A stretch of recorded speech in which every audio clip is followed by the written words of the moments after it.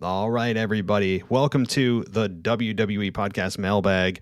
A very, very special episode tonight with none other than Mr. and Mrs. Casual Wrestling Fan, back by popular demand. And they're going to be answering all of your emails, as well as myself doing the voicemails. So let's not wait. Let's get everything going right after this. So as you guys know, cryptocurrency has absolutely exploded over the last several years.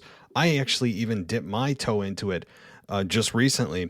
But what I'd really recommend you guys check out to help build wealth, real wealth, is libertytokens.net. So what exactly is that? Well, it's a multi-token with dual rewards in Ethereum, Bitcoin, Cardano, Binance Coin, and the US dollar. So how exactly does it work?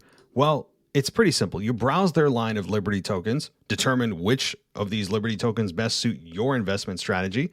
You acquire your piece of that Liberty token portfolio. And then from there, each transaction within your lineup of Liberty tokens rewards with 2.5% of the native asset and 2.5% of BUSD. You can then accumulate assets such as Ethereum, Bitcoin with each Liberty token. It's simple. You passively earn income and watch your wealth grow. If you want more information, head on over to libertytokens.net, or you can head on over to their Twitter account at Liberty Tokens. You can also find them on Facebook and Telegram. And one little inside secret, their future plans include a wallet, an exchange, and a debit card to spend through fiat conversion. Again, all the information you need, you can find at libertytokens.net. This is WWE superstar Drew McIntyre, and you're listening to the WWE Podcast. The champ is the one that everybody wants, me. Becky Lynch is going to WrestleMania. Claymore! Austin 316 says I just whipped your ass. This is my idol. You're going to acknowledge me. Hey everybody, welcome to the Mailbag Show. Very excited about today's edition of the show. It is the TAKEOVER edition, as Mr. and Mrs. Casual Wrestling Fan will be joining us momentarily, but we've got some voicemails to get through first, and let's not delay. No selfless promotions, no shameless plugs. Let's jump right into it and start with none other than Mr. DJ Kuzmo. Let's go. Hello, WWE Podcast World. This is DJ Kuzmo back at it again on your Mailbag Show, recording to you live once again on a Tuesday evening. And folks, we are almost to the end of 2021. We are in November. Of course, we have Survivor Series coming up. But man, oh man, this is one of my favorite months of the year. I'm talking about Thanksgiving. You know, the turkey and stuffing and cranberry sauce and rice and beans and apple pie and peach cobbler and macaroni pie and all that good, beautiful stuff that we see on the table for Thanksgiving. Thanksgiving doesn't get that much love, but Thanksgiving should be one of our favorite holidays because it's all about the food. It's the gift that keeps on giving. No offense to Christmas. I love Thanksgiving. But let's get this show rolling. First and foremost, I want to give a quick shout out to none other than The Crisis, holding it down for Mimi for the past 2 episodes on AEW. Great job, my brother. Keep up the great work. And I heard you on the Weekend Review show, and man, that Weekend Review show, I was like, wow, you did a great job as always. Coming and just talking about pro wrestling, talking about Lunchables. Lunchables. I'm like, whoa, Lunchables? I haven't had Lunchables in like years, my friend. And you just brought back some fond memories of me, you know, hooked on Lunchables in junior high school and probably elementary school. But that was some good times. But now, let's get to what's going on in pro wrestling, especially in the WWE. And we just saw last week on SmackDown of the, I guess you could say, the Shotzi Blackheart heel turn in the match with Charlotte Flair. But I just, you know, this really dawned on me as I saw this as to, you know, why or how do we have some wrestlers now being booked more as heels right? And there's still not enough baby faces, especially on SmackDown. And even if you look on Monday Night Raw, there's still there's not too many baby faces. So I don't know what creative is doing. I don't know if they're on the Roman Reigns train since Roman Reigns had a successful run as a heel. I don't understand why some wrestlers nowadays are booked as heels. Look at Becky Lynch. Becky Lynch came back in SummerSlam, right? And we all assumed that she was coming back as a babyface, coming back to cheers, and lots of people applauded her. But when she did the whole screw job, I'm going to call it a screw job on Bianca Belair, we were all confused because we loved Becky Lynch as a babyface. And this whole Becky heel turn, Becky Lynch as a heel, I don't want to continue to beat a dead horse, but I am very uncomfortable with this right now with Becky Lynch as a heel. I don't know what's the long-term plan for this, but as I'm saying, I don't understand the booking today with why the majority of wrestlers nowadays are heels. Let's look at even Otis was a good example because Otis had a downfall. You know, he lost Manny Rose, he lost his Money in the Bank briefcase, and of course he lost his best friend Tucker turned on him, and then of course he joined the Alpha Academy, and then eventually he became a heel. But look at Keith Lee, the Beer Cat, the Beer Cat, as we all love on Monday Night Raw. He was there last week on Raw, and now he wasn't even on Monday Night Raw this past week. So I don't get the booking even with Keith Lee as a heel. We all looked at him as one of the most profound baby faces to come out of NXT and, have a successful run on Monday Night Raw. But then when you turn him heel, you put this Bear Cat gimmick on him, it just baffles me as to why there's a missed opportunity that you could have fulfilled a top babyface outside of Drew McIntyre in a guy like Keith Lee. So Keith Lee heel turn doesn't make sense to me. The Becky Lynch heel turn doesn't make sense to me. I'm going to give this a chance with Shotzi Blackheart. I followed her in NXT. I love the Tank. A lot of you all may have disagreed with her with the Tank. I love the Tank. I did see that Tank Girl movie that you referenced, The Crisis. I did see that movie years ago. But I'm going to give this a chance with Shotzi Blackheart. But overall, you got to have a story. You got to have a backstory as to how some wrestlers are turning heel and to how some wrestlers are turning babyface. Okay, let's say I haven't watched Monday Night Raw. Let's say I last saw, I'm just throwing this as an example. Let's just say the last time I saw Monday Night Raw was, let's say, a couple of months ago, 4 or 5 months ago, and let's just say, quote unquote, Drew McIntyre was a babyface, and now I'm watching the product again, and now I'm seeing a total disconnect as to, okay, he's now a heel. Where is the story? What's the continuation of how we got to this point? We haven't seen that with Becky Lynch. We haven't seen that with Keith Lee, and there's a host of others that we haven't seen as to why they're turning heel. What is the purpose of them turning heel? So WWE Creative, I know your hands are tied because Vince McMahon is running things, but come up with some fresh ideas. There are some guys and gals out there that need to, get their career back, especially Cesaro. I don't want to get on a rant about Cesaro, but just think about it, guys. Why is it that, nowadays we're having heel turns, but there's absolutely no explanation?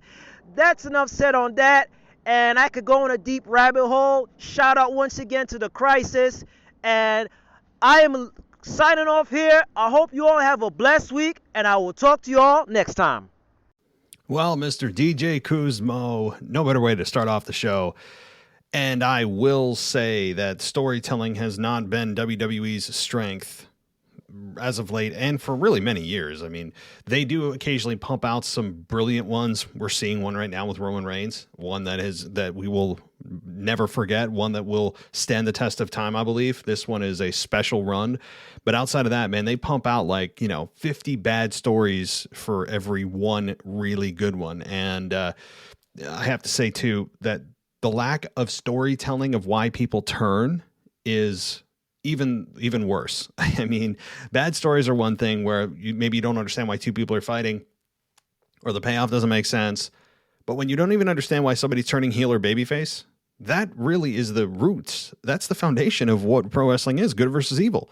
And when we don't get an explanation like Keith Lee, which to your point could easily be a big babyface and they decide not to do it, and we don't get a reason why. We don't get a reason why he suddenly has this nickname that I despise. Shotzi Blackheart, we didn't get an explanation. Damian Priest, we haven't got an explanation. I mean, the list goes on. And you notice, too, there's a lot of heel turns. There's very few babyface turns. Very few. You have Becky Lynch, turned heel. Sasha, heel. Although you could argue maybe they're starting to balance that out with what happened this past week. We'll see. I still believe that Sasha belongs as a heel. She's absolutely intolerable as a babyface. But then you have Charlotte, heel. I mean, you have your big. All three of those women are all heels.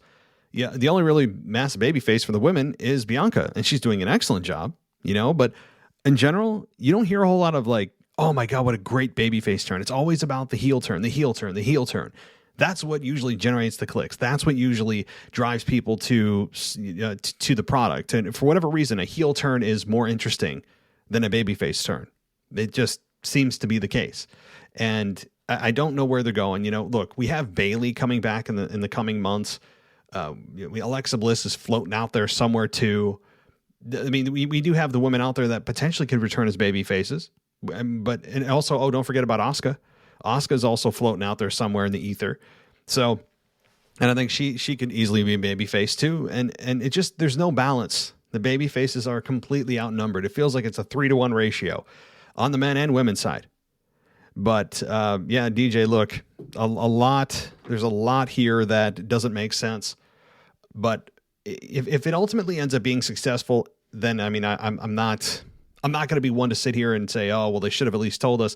If it ends up being successful without a story, I don't know how you can do that, but then I'll eat my words. Until then, storylines are required or explanations are required for a well thought out, fully invested story. And if you aren't going to provide me the basics, I don't care. I mean, sorry, I don't. I mean, we don't get basic explanations of why the Hurt Business got back together, much less explaining why Damian Priest is suddenly this psychopathic, just monster right now, which I love, by the way, but I want to know a reason why. What snapped? What triggered this? What was the catalyst? We don't know. And as far as the tank goes, look, the tank's not for everybody. You like it. I think it's silly, but if you like it and other people like it, it's all subjective, brother. It's all subjective. Who cares? But good points about the storytelling. There is very little of it when it comes to WWE. And a lot of times they just rely on athleticism. That's it. They rely on athleticism and having great matches and making history. Storytelling is secondary to all of that.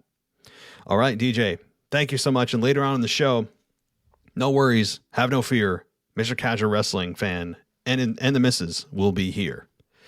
All right, let's continue on with our next voicemail. Hey, Matt, it's Kyle from New York again. I know this is the Mailbag TAKEOVER show with Casual Wrestling fans, Mr. and Mrs. And, so, you probably already, sorry, I lost my train of thought for a second. You probably already watched Raw. Yeah, you definitely watch Raw the next time, but, by the time you hear this voice message, you already watched Raw, is what I'm trying to say. So, you saw the ending and the main event of Big E, Seth Rollins, Kevin Owens, all that. I think this is leading to a triple threat match between Big E, Seth Rollins, and Kevin Owens. But I have an interesting opinion on this. So if you saw, well, you did, Kevin Owens got a big ending, and because Big E didn't trust him and stuff, when Kevin Owens tried to pin Big E and Steph hit Big E from behind and stuff, and the ref wasn't looking at all that. First off, I have two things I'm thinking. One, I think they're pushing Kevin Owens again so he doesn't leave. And two, maybe this is the start of a Kevin Owens heel turn again. He hasn't been a heel in a long time. And maybe Big E will keep not trusting him. He'll just get fed up and beat him up or something. I can definitely see that happening. So what do you think, Matt, of what's going to happen with that?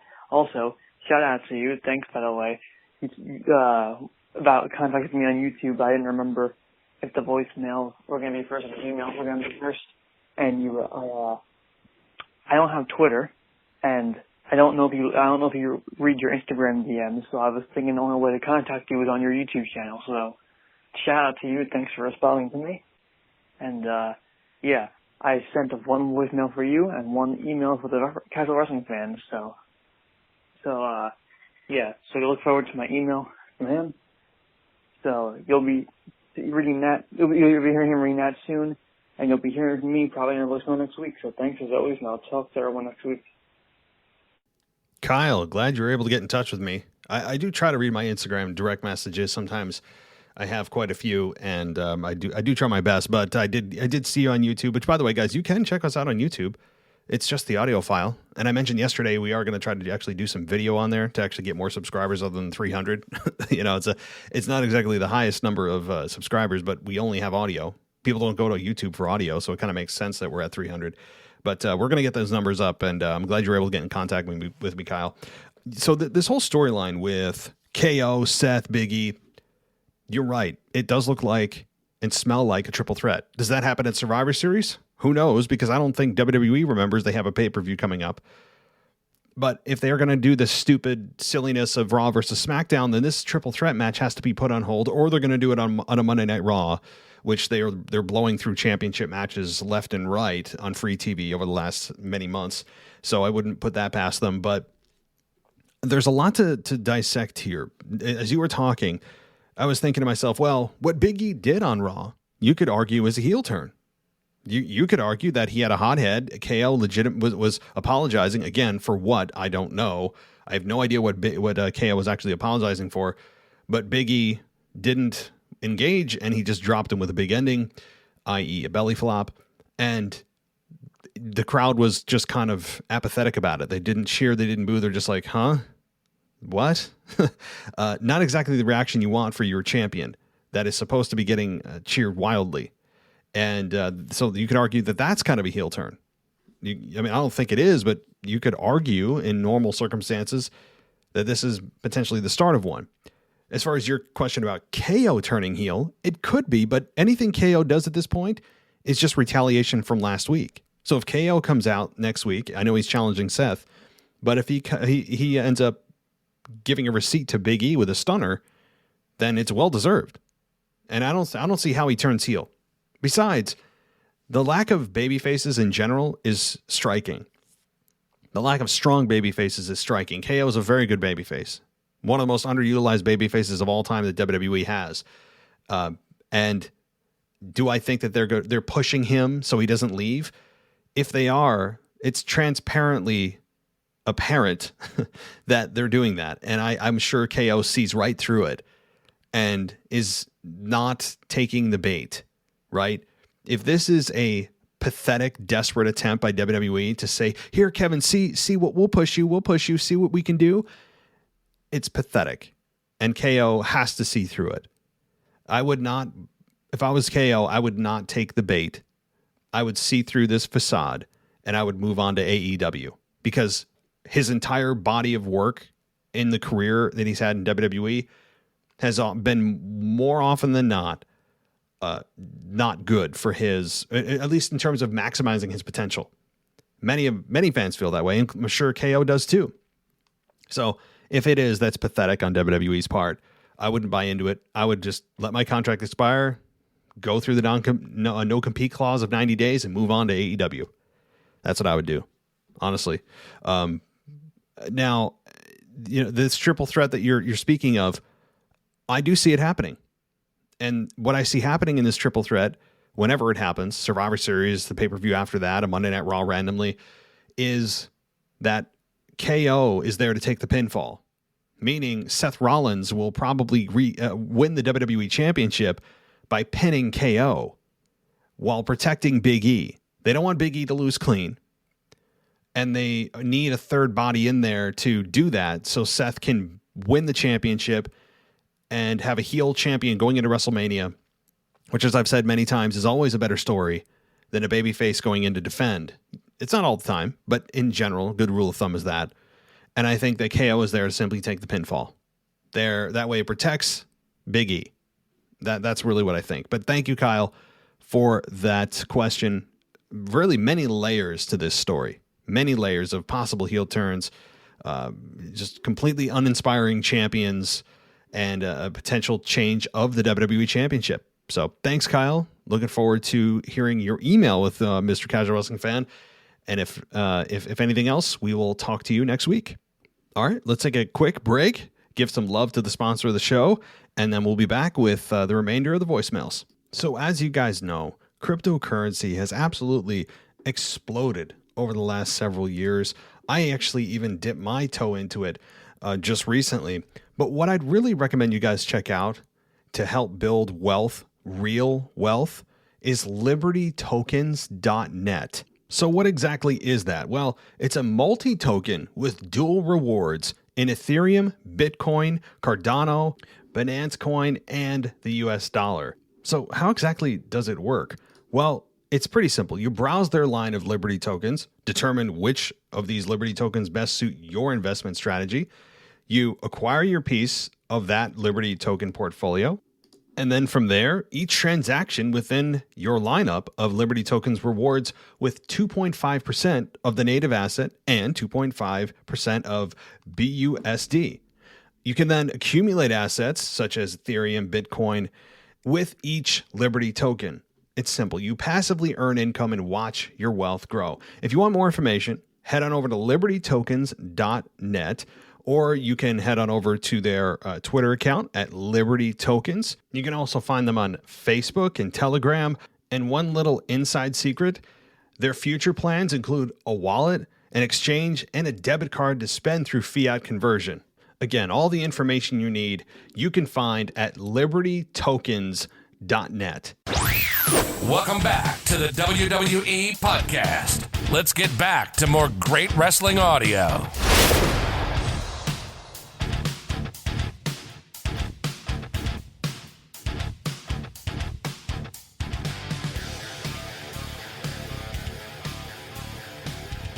All right, let's get to the next voicemail and see who's up. Hey, everybody. This is the original Memphis Mark. I want to talk about the Raw show I just saw. Now, you know I can't go through a podcast without saying some old school crap. All right, so I'm sorry, but in my territory, every Monday night was 10 to 12,000 people. So every Saturday morning on their TV taping, they had to have that show that made you want to spend your money and go get your Pepsi bottles and Coca-Cola bottles and exchange them in for the ticket price. I know kids don't understand that. But anyway, this was that kind of show. Raw rocked. This week, Raw rocked. I was just amazed. I don't know who wrote this show or if everything just fell in line. But let me go through a few things here. I know I've only got a few seconds. Rough pass. Oh, my God. Damian Priest. Jeez. I love it. T-Bar, really. I mean, it just tore it apart. A KO, the match. Seth Rollins. Man, there's so much I could talk about. But I'm limited. It's 3 minutes. So I want to tell everybody, thanks for the opportunity. Please listen to your WWE podcast. And always remember to spay and neuter. Have a great night. All right, Memphis Mark. If you guys haven't heard him before, he joined me on the Week in Review a couple of weeks ago, and it was a great conversation, well received by everyone that reached out. So we will be having him on the show again very soon, I promise. And look, Mark, I'm with you. I was a big fan of Monday Night Raw. Of course, I have my criticisms as I do every week, but I opened the show with several positive things that Monday Night Raw provided. And Damian Priest, to me, was the standout. He was the standout of the show.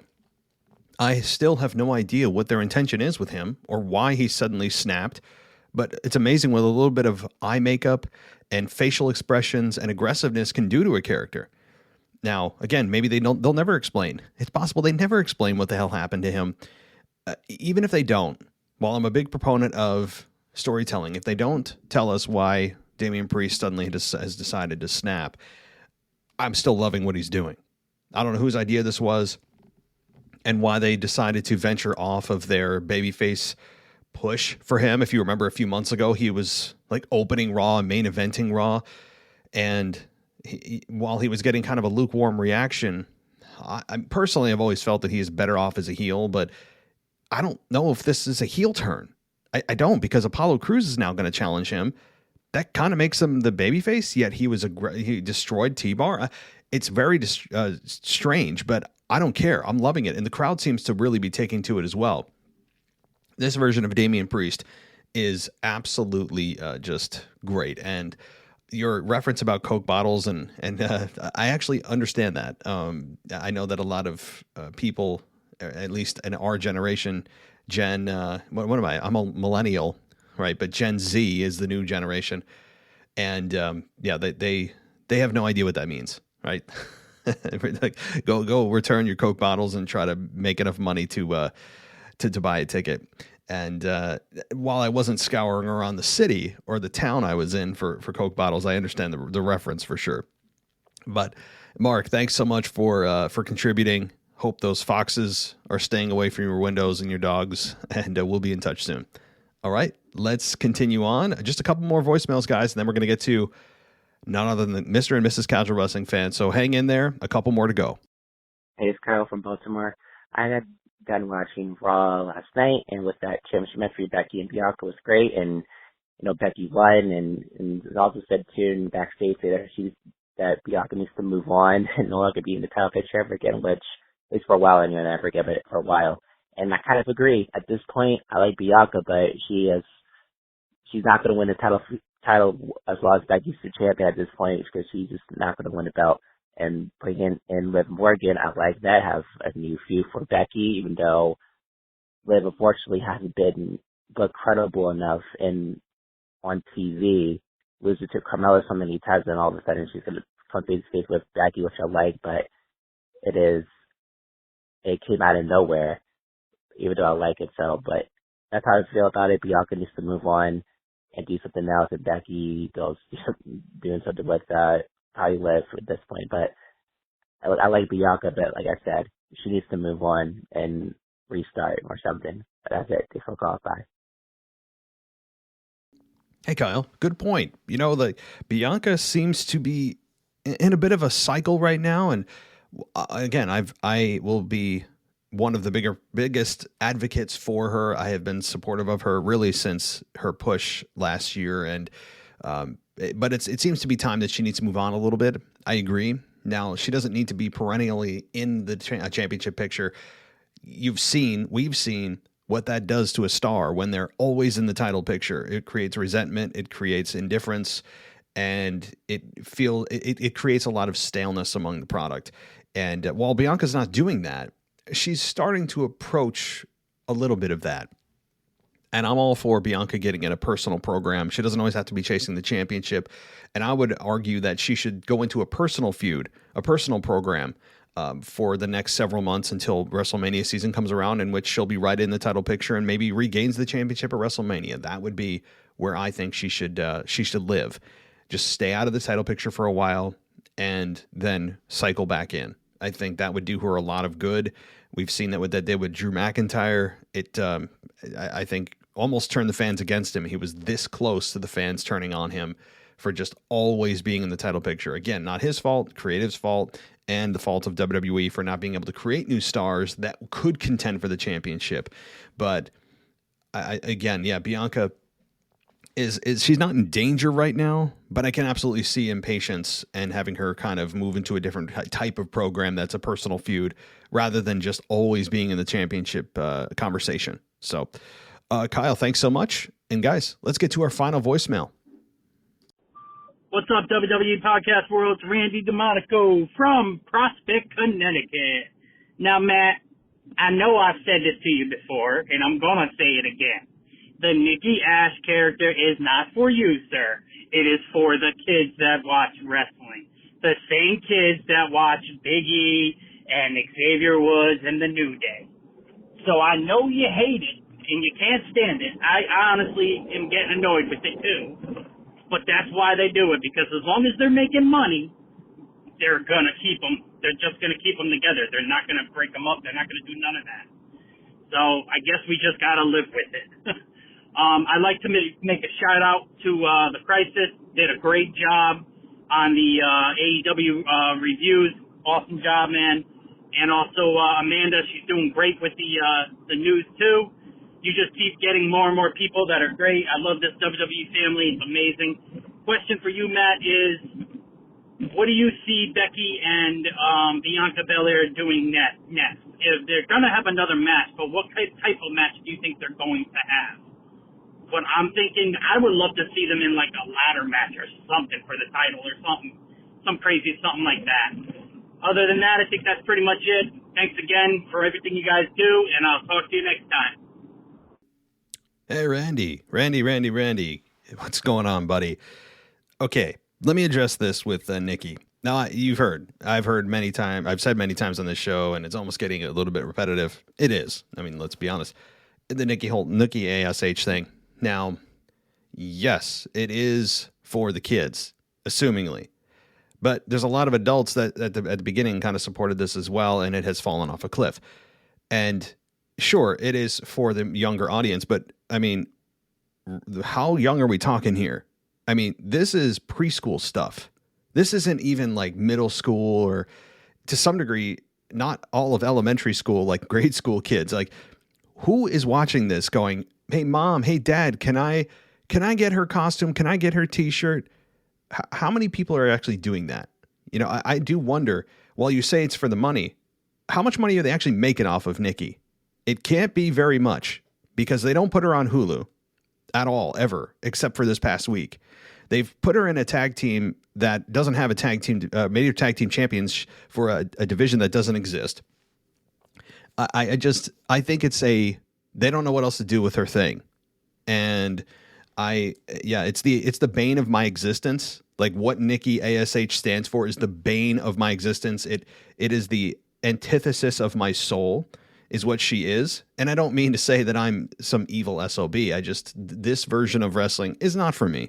It's not directed for my demographic, but that doesn't mean I can't have an opinion about it when I'm watching it.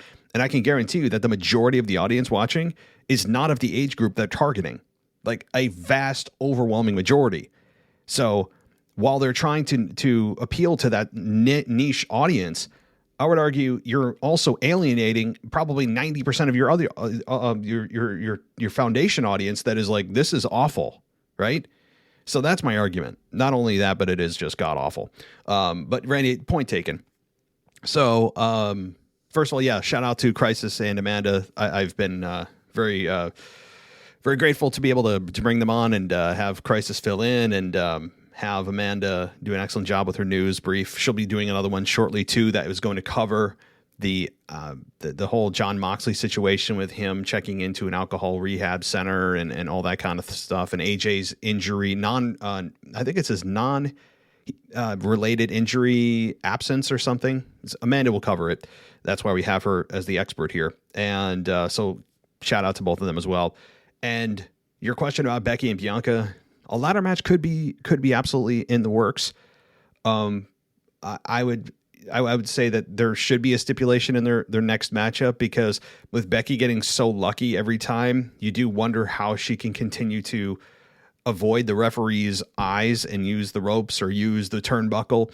So a ladder match does make sense. I could also see a steel cage match. I think a steel cage match is probably maybe my vote. A ladder match certainly is too, but I think a steel cage match is my vote, of which I would also say, as a reference or as a reminder, no escaping from the cage as a method of victory. Like that to me never made any sense. Never, ever. No one will ever convince me that escaping the cage should be a way that you're able to win the match. It goes against the purpose of the cage itself. The purpose of the cage is to keep two competitors in the ring in a program in which there have been reason to try to keep both of them in the ring. Perhaps one of them is always escaping outside or using outside interference. And instead, the way to win is to do the exact opposite of what the cage was purposed for? Trying to get out of it? What? I mean, especially being able to walk through the door, which, by the way, could happen in the first 10 seconds of the match if one of the competitors actually decided to just run through the door quickly. That is the worst. I mean, I could even live with trying to go over the top of the cage, but the fact that you can go through the door, it's absolutely the worst possible scenario when it comes to winning a cage match. But anyway, my point is that's the method or the stipulation I would go with is a steel cage match. I think that is probably next. So, Randy, thank you so much for all your contributions. I'm glad you're enjoying the show. We are trying to continue to get better every week, and we're just getting started. We are just getting started. We are aiming for the top 10 in wrestling podcasts, maybe within the next year. Not an easy feat. We got a lot of big names to jump over to get there. I mean, look at the top shows, right? We all know who they are. Jim Ross's podcast. Hell, Conrad is in every other podcast. The Observer, Torch, Busted Open, Jericho's podcast. I mean, this is not an easy feat. We're now getting into kind of, I don't want to say elite territory to try to put myself over, but it's getting harder as you go up. And so we're aiming there. We're aiming there, and it's because of you guys that we're starting to slowly climb. So anyway, let's close out this portion of the show. We're done with the voicemails, and we are now on to the main event here. I was just the appetizer. I was just the pre-show, so to speak.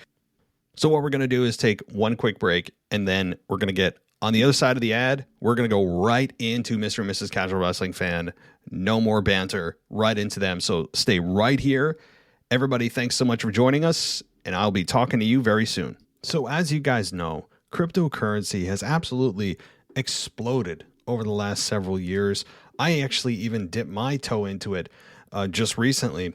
But what I'd really recommend you guys check out to help build wealth, real wealth, is libertytokens.net. So what exactly is that? Well, it's a multi-token with dual rewards in Ethereum, Bitcoin, Cardano, Binance Coin, and the US dollar. So how exactly does it work? Well, it's pretty simple. You browse their line of Liberty tokens, determine which of these Liberty tokens best suit your investment strategy. You acquire your piece of that Liberty token portfolio. And then from there, each transaction within your lineup of Liberty tokens rewards with 2.5% of the native asset and 2.5% of BUSD. You can then accumulate assets such as Ethereum, Bitcoin with each Liberty token. It's simple. You passively earn income and watch your wealth grow. If you want more information, head on over to libertytokens.net. Or you can head on over to their Twitter account at Liberty Tokens. You can also find them on Facebook and Telegram. And one little inside secret, their future plans include a wallet, an exchange, and a debit card to spend through fiat conversion. Again, all the information you need, you can find at libertytokens.net. You have now entered the Casual Wrestling Crew Family Fan Takeover. That's right. As advertised, as promised, as was quested, we're back. We're here, and we have your emails. And I say we because I'm not by myself. That's right. Mr. Casual Wrestling Fan is not by himself. He's with the one and only, my true love, my soulmate, my wife, Mrs. Casual Wrestling Fan. How you doing, baby? Hello. Welcome. I'm so glad to be back, guys. And we're back to have some fun tonight, aren't we? Yes, we are. All right, so we're going to hop right in. We're not going to make you wait. We're not going to hit you with the ads. We're not going to hit you with the Patreon. We're not going to hit you with none of that crap Matt talks about. Which, shout out to Matt, but we're not talking about that tonight. We're talking about you, the listener. You, what you think.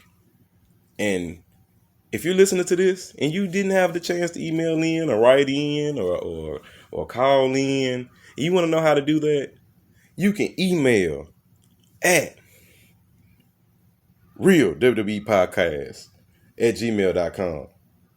Or tell them what they can call, baby. You can call 518-952-0247. That's right. That's right. You can get in on the fun. We can have a blast. And guess what? This could be your letter that's going to be read. So the first letter up, email, letter, whatever you want to call it. The first one is from none other than Randy, the patron. That's right, Randy. As always, you're number one in my book. You know, we like Randy. Shout out to Randy. He got the name from me if you didn't know, Randy the patron. So I'm going to pass our phone over here to Mrs. Casual Wrestling Fan, and this is your letter, sir. Hey, Casual Wrestling family. It's Randy the patron. So Queen Zelina and Carmella. I actually like them together, even though Carmella is kind of in the air. Do you see them beating Nikki and Rhea for the titles? I know there is no tag team for women, really, but I think this would be a good way to build it up. Because then they can say, no one can beat us, and start having tag teams form from NXT to come up, or just WWE talent in general, even dependent ones. Okay.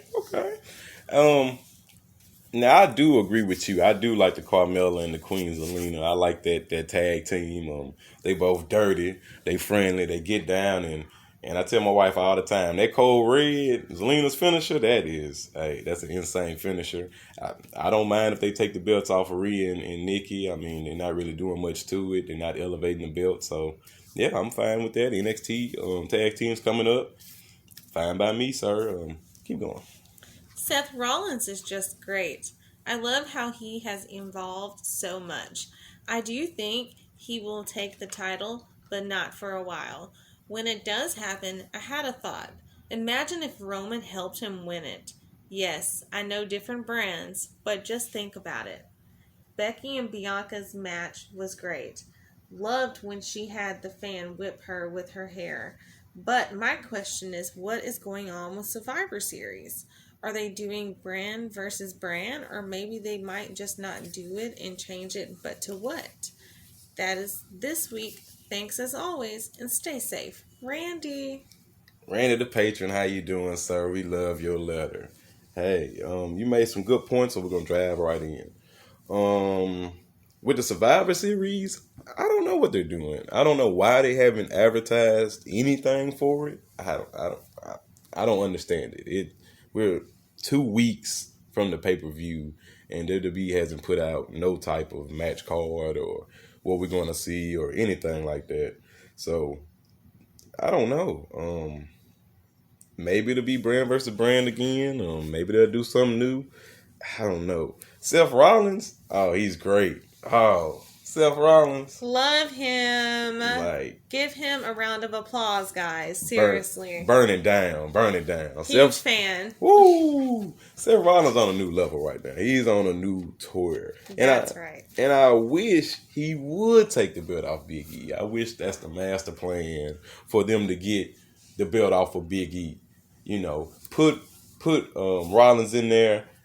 Let him go in there with that contract. I guess it's a Money in the Bank type of situation. I mean, they really haven't elaborated much, but let him go in there.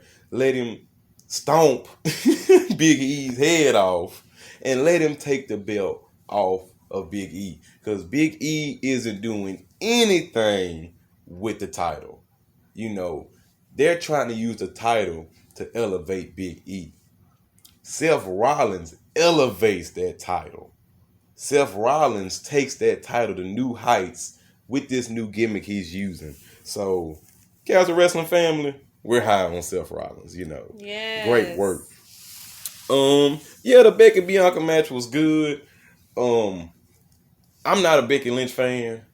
Miss Casual Wrestling fan is. Sure am. You know, she loves her. I hate her. You know, Becky don't do it for me. You know, but Bianca, I understand, you know, we got to remember she is, you know, new to the main brand, and she's got to pay her dues. And so I think she deserves to be champ right now. And I wish, rumored, that Charlotte Flair wanted to drop the belt to Bianca. I wish they'd have went with that, if that rumor is true. But I get it. Bianca's got to pay her dues. And, but Miss Casual Wrestling Fan, is Becky Lynch your girl? She sure is. No. She's amazing, and I think she's great at what she does. And for someone who just recently came back from going through what most women have to go through while having a family of her own, I think she's just wonderful, and she's playing her part. They're trying to figure out where she's at and what they want from her, but I don't blame that on her per se. I blame that on the writers. Oh, no, I blame everything on her. I do not. I do. If it's true that she, like I said, if it's true that she wanted to come back heel, she's not doing heel work. Now, if that rumor's not true, okay. But aren't rumors just rumors? Exactly. That's what I'm saying. I'm not saying she said that verbatim. But if the rumor's true, she's not as good as we think she is. If the rumor's not true, then they just don't know what to do with her, which isn't no better. I mean, it takes the heat off of her a little bit, but at this level, she should know. And she don't know. And even the little heat she tried to get on Monday when she was like, oh, and all the fans who booed me, they was booing me. But you guys just, you're bashing the people who don't like you already. Bash the people who cheering you. Bash them. Get heat. But you don't want heat. I get it. Moving on. But I'm just saying, but yeah, Bianca, she's doing great work. And Seth Rollins, man, he's incredible. But Randy, we thank you for your email. We appreciate you writing in every week. You're one of our favorite listeners and writers. And anytime you want to write in, you write in. So guess what? Next week, tell Matt I said you get 2 voicemails if you want to call in. Just for you, 2 back to back. And you know what? We're going to start cutting down on these extra voicemails for newcomers. You got to be dedicated to the Casual Wrestling Fan crew to get multiple voicemails. But anyway, as the last format, we'll be waiting on Matt to send us emails. But in the meantime, at the end of the show, we're going to give you guys an award show. That's right. That's a plug for you. Hey, let me listen to the end of the show for you. We're going to give out our awards for this year, for 2021. And let's tell them some of the awards we're giving out as we wait. We're going to do Best Return. Best Returner. Newcomer of the Year. Newcomer of the Year. Best Heel. Woo! Best Babyface. How about Match of the Year? Uh-oh. Best Tag Team. Ooh! Worst Gimmick. Best Gimmick. Hey! Those are some of the things that we're going to refer to later on. There you go. Those some of the categories. So you keep listening, and that, like I said, that's just the Casual Wrestling crew giving our best of, worst of, etc. 2021. Well, there we go. We got a new email, and this one comes from DJ Kuzmo. DJ. Ooh, guess what? No in the booth today because we took over. Ha ha. You thought you were going to get in the booth? You're not getting in the booth today, sir. No, sir. No music, no plug, no intro, no nothing. You're normal today, sir. Hate to tell you. Anyway. That's okay, Kuzmo. But that's okay. But anyway, as last time, Matt said your emails are so long that we got to chop you up. So this is the first part of the email he sent us. We're going to read it. I guess, some people say your emails are long. I'm not gonna comment, but guess what? We not in the booth. We in the Casual Wrestling Fan Takeover right now. All so right. Here we go. I'm gonna pass it on over to my wife. Yes. She's gonna read your email live right here during the Casual Wrestling Fan Takeover show. Let's go. Hello, Mr. and Mrs. Casual Wrestling Fan. The TAKEOVER Casual Wrestling Fan crew and WWE/AEW podcast fan. What's up?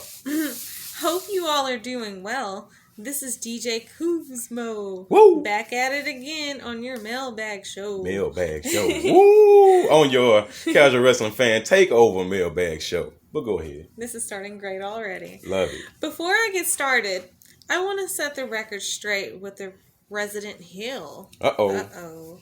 I don't get what your beef is towards me, whether intentional or unintentional. I don't got no hate for you, because this is a wrestling podcast for crying out loud. It's all love. That's right. We got to remember that, everybody. It's all love. Go ahead. Buddy. All love. And in the words of one of my favorite comedians, Kevin Hart, he says, life is too short to worry about what others say about you. Come on. Have fun and give them something to talk about. If you got to play the heel role in a sea of baby faces. Whoa. He said if you got to play, we playing. Okay, you said if you got to play what? If you got to play the heel role in a sea of baby faces on this show, then do so. Know your role. Play it well. Know your role and shut your mouth. What? Keep it moving. What? With that being said, if you're annoyed by my long emails and voicemail rants, here's a perfect solution. What we gonna do? Just don't listen to my segments. Oh, hold on. He said don't listen to his what? Don't listen to my segments. DJ, you said you got segments. Everybody listen. DJ got segments. Boy, hey. Resident Hill Owen, he said he got segments. Get right. All right, his segment. Go ahead. He said he has segments and he did a mic drop. Ooh, DJ. I'm clapping for you if you can hear me. Take a Lunchable break, courtesy of the crisis. Holy roll-ups. I'm sorry. Go ahead. Courtesy of the crisis, pour an ice-cold glass of a Bliss Blue Ribbon beer and enjoy good wrestling. Oh my God. Because at the end of the day, that's all that matters. Good wrestling. That's right. We got to remember that. It's all about wrestling. And shout out to the Resident Hill Owen. I'm a heel lover. You can ask my wife. I cheer for Roman Reigns. I cheer for Seth Rollins. So Resident Hill, I cheer for you, sir. Go ahead. Now, speaking of good wrestling, let's get to Damian Priest. I gotta say, Damian Priest is really impressing me on Monday Night Raw. And like I mentioned before on a prior Mailbag episode, since Priest has ventured away from The Miz, Morrison, and Bad Bunny, Priest has had some pretty good matches. With the recent change to his theme music and a slight repackage of his character, we are getting a serious Damian Priest and not the Vin Diesel Fast and the Furious knockoff that we were getting before. Crying a laughing emoji. Hopefully Priest remains a babyface and he could be the guy that eventually becomes a WWE champion, because there's not a ton of babyfaces on the men's side that the crowd can organically support. Now, with that being said, this no DQ match between Priest and T-Bar on Monday Night Raw was really hard-hitting, and I enjoyed the storyline that was being played in the match, with Priest getting the brunt of his hits from T-Bar, especially when T-Bar hit Priest with the kendo stick. I literally cringed seeing that. The intensity in Priest's eyes was the main thing I got from this match, and of how he went berserk when he hit T-Bar with the steel chair and then planting T-Bar into the table. The saying goes, the eyes are the window to the soul, and Priest's eyes said it all in this match. Priest gets the victory as he should, but then we are rudely interrupted in typical WWE heel fashion by the Nigerian Nail and his trusted right-hand man, Commander Aziz. Commander Aziz. Shout out to DJ Kuzmo. Another good one. You know, every time you write in, we love your emails. Like, you do great emails, and we like when you write in. I guess your segment, I'll say it's your segment, okay? Sorry, Resident Hill, his segment. But anyway, to address your letter, I agree with you. I only disagree about one part, but I'll get there in a second. I agree. Damian Priest, I love his new attitude. I like his music. I like everything he's doing. He's coming up. He's leveling up. You know, I want to see him heal, though. You know, I know we got a lot of heels. I know we heel heavy. You know, heavy heels. But I feel like that's okay. You know, we can't sacrifice the good he could do by, you know, saying we ain't have baby face, so by default you gotta be a baby face. All right, we'll turn somebody else's face. Damian Priest could be a monster heel. You know, Damian Priest is doing great work, and that's the only thing I kind of disagree with is the fact that, you know, I think he will do great work as heel, and you can keep him face for now. You know, keep him face for a little while, but I don't want to see him face champ. I want to see him heel champ. I want to see Damian Priest in a year or two, you know, WWE champ, you know, healed out, you know. But that's just me. How you feel about it? You like Damian Priest's new look and stuff? I personally do, and I do like where they're going with it, where he's not so colorful, but yet he's like just himself and sort of honestly badass. I mean, it's coming off really like nostalgia from the 90s, and I love it. Now about the heel situation, I don't know if I can agree. I kind of like good guy Damian Priest, but I wouldn't be so angry if he was to go the heel way. Right, and I agree. And like I said, he can be face for now. I don't have a problem with him staying face. But he has potential. Oh, he does. I mean, Damian Priest has a lot of potential. I mean, compared to what he was doing a couple weeks ago, you know, he has great potential. You know, I'm not going to take nothing from Damian Priest. And, you know, well, there goes that noise. DJ Kuzmo, as I said, he said he's going to send me your email. He had to chop it up a little bit because, you know, you had them long segments, quote unquote. But as soon as we get it, we're going to read you up. But we're going to move on to the next. And this one comes from Joe Owen from the UK. Oh, what's up? How you doing, Joe? Smoking Joe. Yes. Not Frazier, but Owens. Owen. No S. Sorry. Joe Owen from the UK. So thanks for writing in during the Casual Wrestling Crew Takeover show. And if you want to write in next week and talk to Matt, you can reach out. You can email at realwwepodcast@gmail.com, or you can call 518-952-0247. Get your call in, and I'm finna pass the device over to my wife, and she's gonna read your letter in 3, 2, 1. Mic passed. Hello, Mr. and Mrs. Casual Wrestling fan. First, I would like to say welcome back to the Mailbag, and what a lovely couple you seem to be.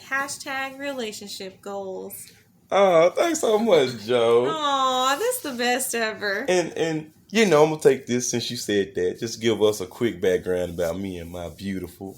You know, we've been together a long time. We sure have. Over 11 years, and we've been married over 5.5. We was high school sweethearts, so they can probably tell you our age. And you know, we are from the Nashville area. I can give you that much. We soccer coaches, and we like to have fun. So we watch wrestling. We casual wrestling fans, and we're gonna continue with your letter just to give you a background about us. And go Preds. Go anyway, Preds. Go Tennessee Preds. joke. Back to it. Just for fun, I'd like you to put together your dream pay-per-view using any wrestlers from any eras and any promotion including.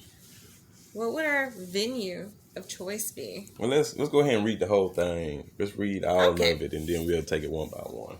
Venue, men's one-on-one main event, women's one-on-one, submission match, fatal four-way tag team match, no holds barred match, women's 2-on-2 tag match, use single stars if necessary, hair versus hair match, and with it being Halloween weekend, a gimmick monster versus monster Hell in a Cell match. Oh my God. Hope you enjoy. Joe from the UK. Smiley face. Well, thanks for your letter, Joe. Shout out to Joe. Thank you, Joe. Smoking Joe from You're UK. awesome. That's your new nickname, sir. Now you're Smoking Joe from the UK. That's you. When you write in, you got to put that. By default, the Casual Wrestling Crew has dubbed you Smoking Joe from the UK. There it is. Now, for your letter, well, we're going to take it one by one, and we're going to try to be as quick as possible, but there's a lot here. But our venue I think we can agree, will be right here in Nashville, Tennessee, at Nissan Stadium. Nissan Stadium. Where they're having SummerSlam 2022. Okay. Get your tickets. Yay. We will be there. Of course. All right.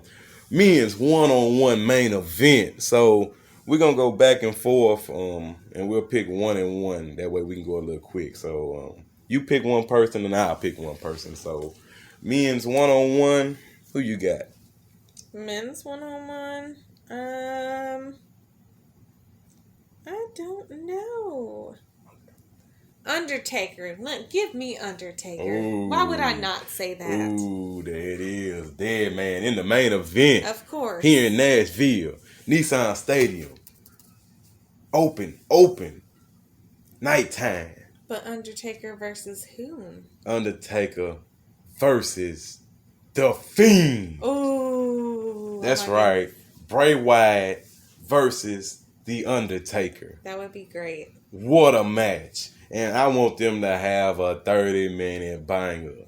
I want a good, hard-fought match like they can. But since we here together, we're going to pick winners too. So who we putting over? My personal opinion would be Undertaker. You going to put Undertaker over Bray Wyatt? He's a lifetime champion. I can't do that. I got to give it to Bray. I want Bray to beat the Undertaker. Bray has not done anything to deserve He got to it. pass the torch. What torch is there to Undertaker got to pass that rule, babe. That's he gave it to Brock Lesnar. He gave it to Roman Reigns. Give it to Bray. All right, let's rock, paper, scissors now. We're going to get this. Hey, fans at home, you got to do this sometime. We're going to rock, paper, scissors for the winner. What's up? Okay, let's go. Rock, paper, scissors. Ah! You want to tell him who won? Undertaker won the match. All right, moving on. Women's one-on-one match. Who you got? I have, let me give this some thought. Give me Bianca. Ooh, Bianca Belair and the co-main here in Nashville, Tennessee, Nissan Stadium, where SummerSlam 22 will be. Anyway, well, I'm going to pick another strong person who should be in a different era. We're going to pick Chyna. Yes. I Chyna like that. versus Bianca Belair. Who you got? Who we putting over? Oh, man. Chyna. Ah, no, I can't do that to Bianca. Nah, you got to put Bianca over. Chyna. She's the OG Bianca, of women wrestling. no. Yes, she is. Could you imagine Bianca Belair having Chyna over her head? Can you imagine Chyna doing much worse? Okay, but that's Chyna. She look big. Bianca don't look as strong as she is. It's different than looking. Okay, Chyna was big. China's scary. I love her. All right, rock, paper, scissors. Let's go. Back at it. Who won again? Chyna's your winner. Yay! Just for the fans at home, we did it 2 times in a row, and I picked scissors both times and lost both times. That's why I'm gonna pick paper. I'm gonna lose, right? Hashtag marriage. All right, you gonna submission match? Okay, submission match. Who you got? Submission match. Give me Ultimate Warrior. You gonna do Ultimate Warrior? I like him a lot. Yes. Oh man. I don't know who to put him against. Who would you? I don't know.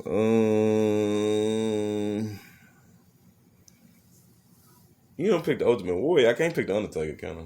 No, you cannot. That's too much. Oh God! All right, give me CM Punk. I'm switching it. CM Punk? We're gonna put him against Punk. Okay. That's crazy. See there, that's some crazy crap for you in a submission match. We know. Anyway, fatal 4-way tag team match. You just gonna let me scoop that? That's a lot of teams. Go for it. So here we go, real quickly, so we can keep it moving. Give me the Hardy Boys. Give me the Dudley Boys. Give me. You gotta give me Undertaker. I need him for this one. Give me Brothers of Destruction. Hey, it's my event. He can wrestle 3 times if we see fit. So give me the Brothers of Destruction. All right. And I need my last one. See, I don't like the conventional people. I know everybody's yelling out tag teams at the TV right now. I mean, at your phone or your listening device. But give me the. It's a tough one. I'm not gonna say the New Day.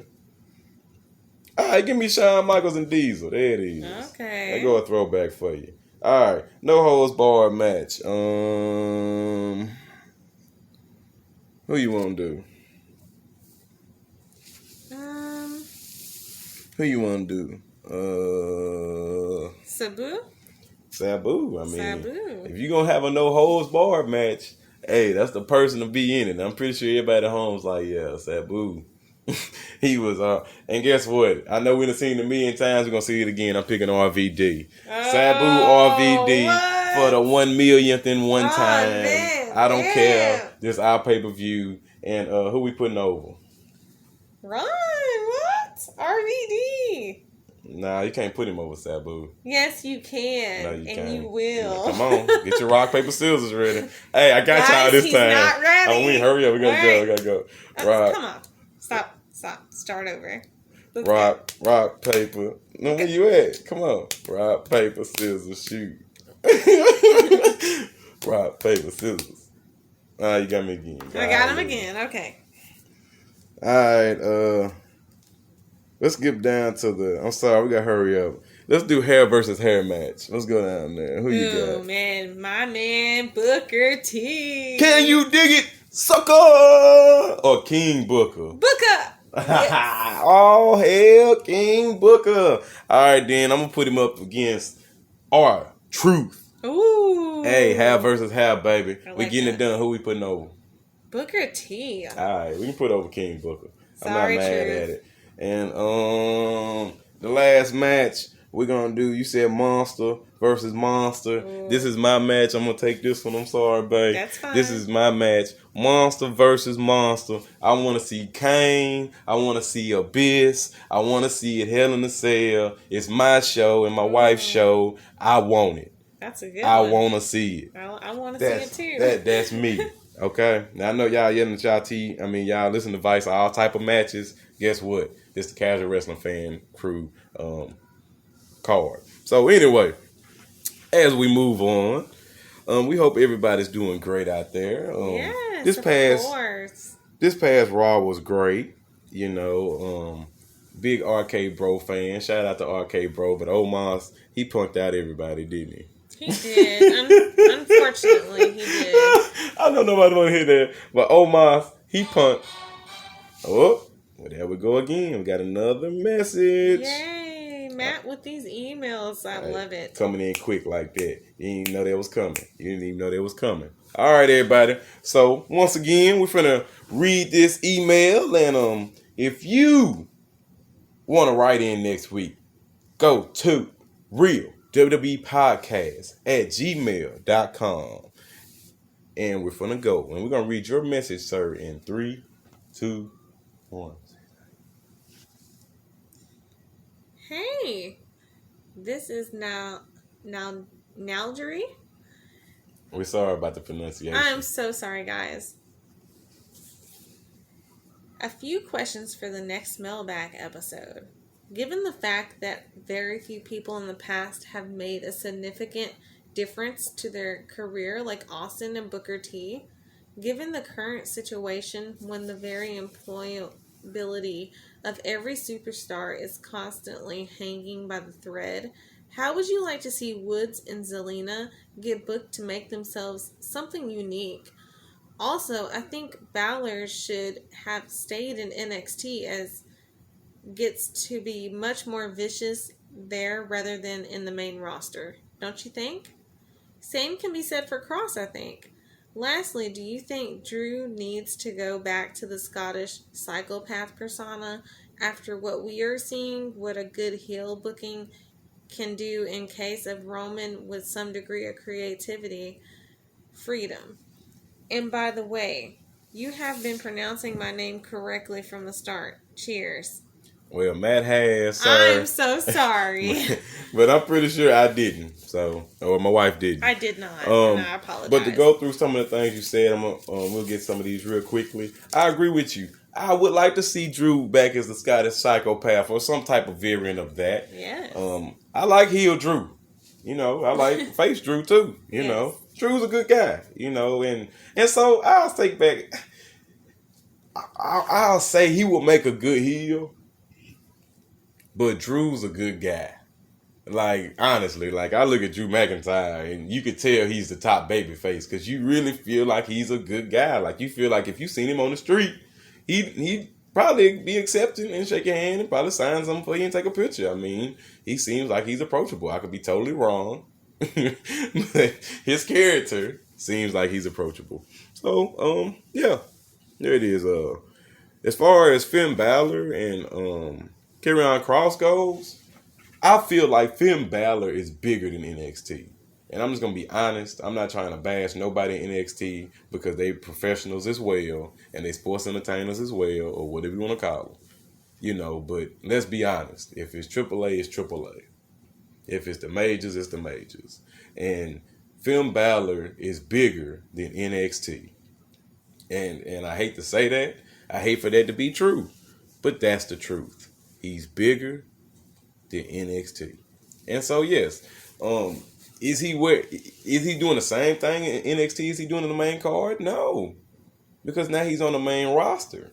You know, he's a big fish in a big pond now. He was a big fish in a small pond. As far as Karrion Kross goes, I'm gonna be honest about that. They're not booking him in a way that's gonna be successful to him.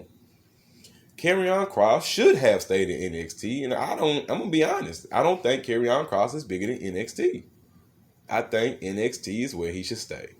They left Adam Cole down there. Adam Cole didn't never get a chance to move up.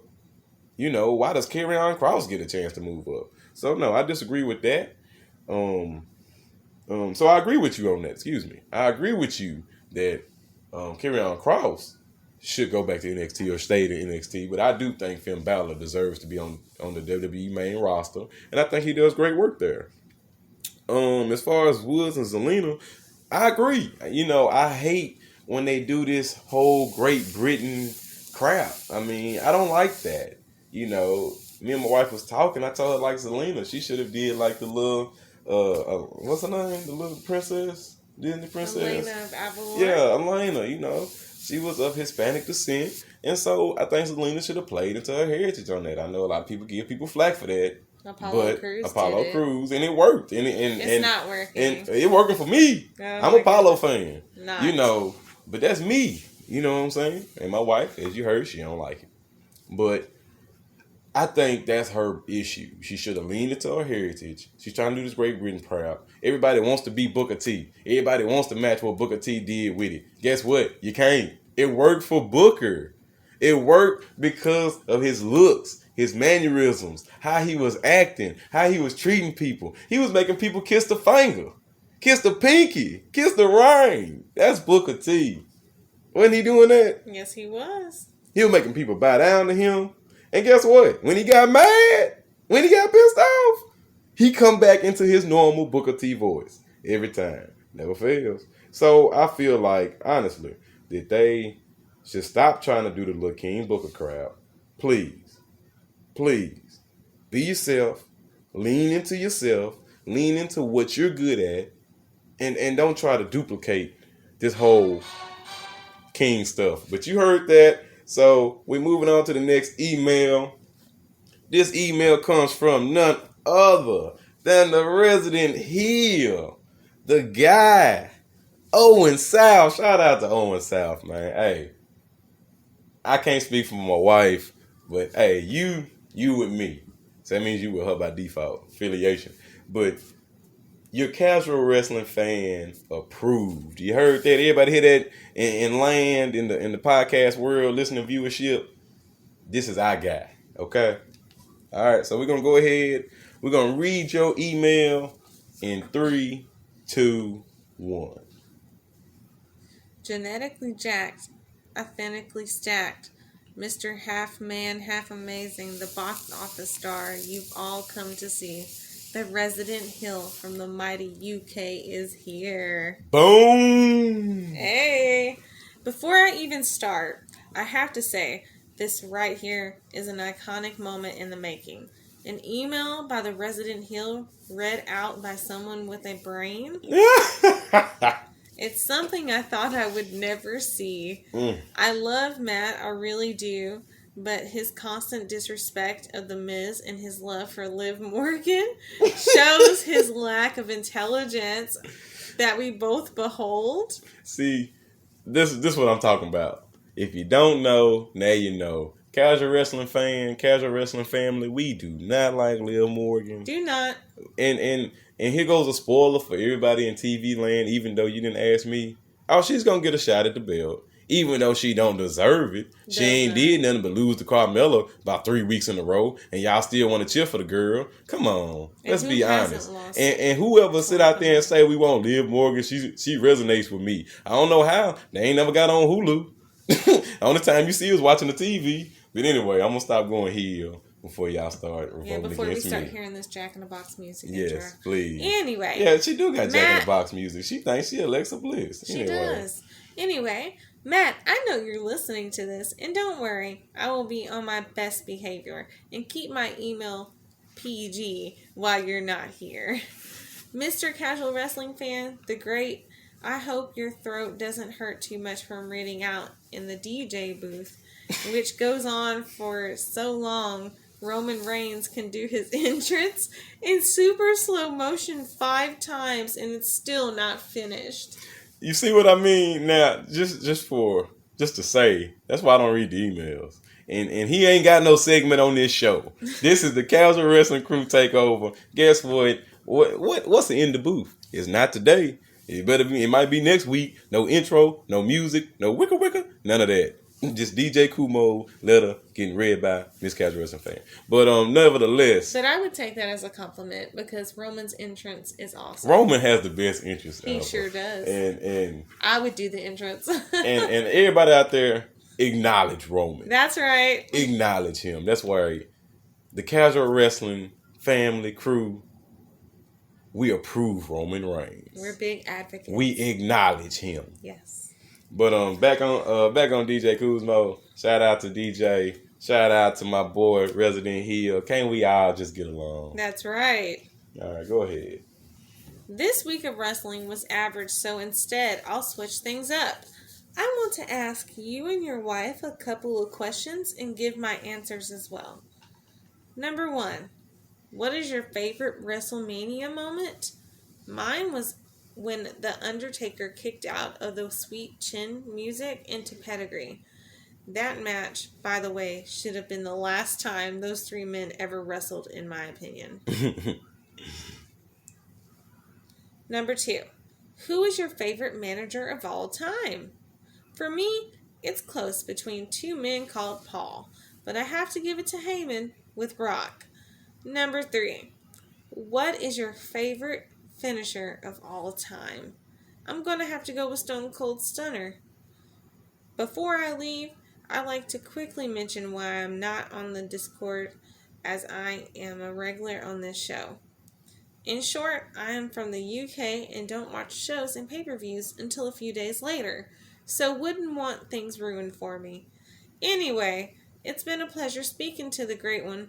Anyone who wants to speak about anything wrestling can message me on Instagram. My @ is @OwenSouth7.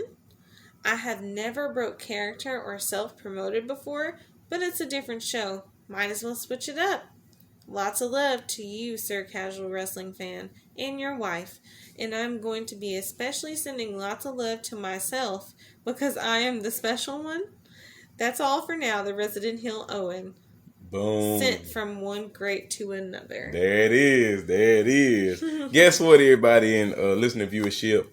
The Casual Wrestling family, Josh Owens, we the ones. I like that. Great letter, sir, as always.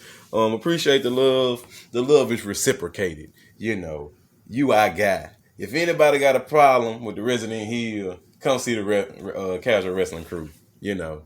We getting bigger. Watch out. Anyway, I'm going to go to your letter real quickly. Favorite WrestleMania moment? I'm not a guy that's big on these WrestleMania moments. I mean, I'm going to be honest with you. I feel like when you immerse yourself in the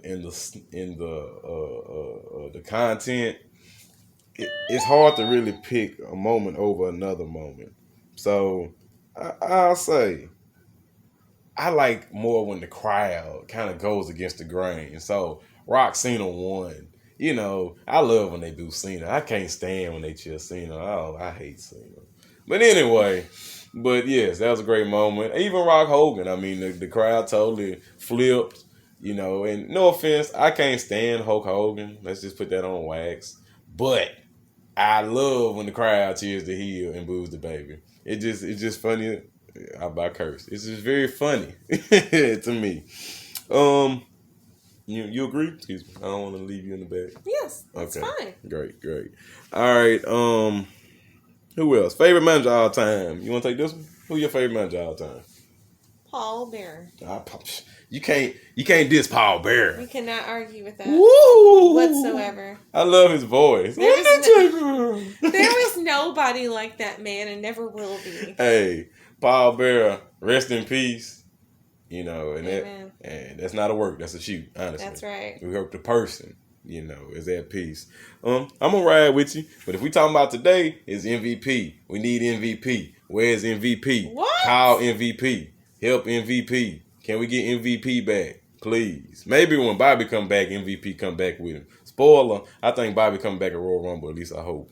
Anyway, what's your favorite finisher all time? Let's go there. My favorite finisher? Favorite finisher.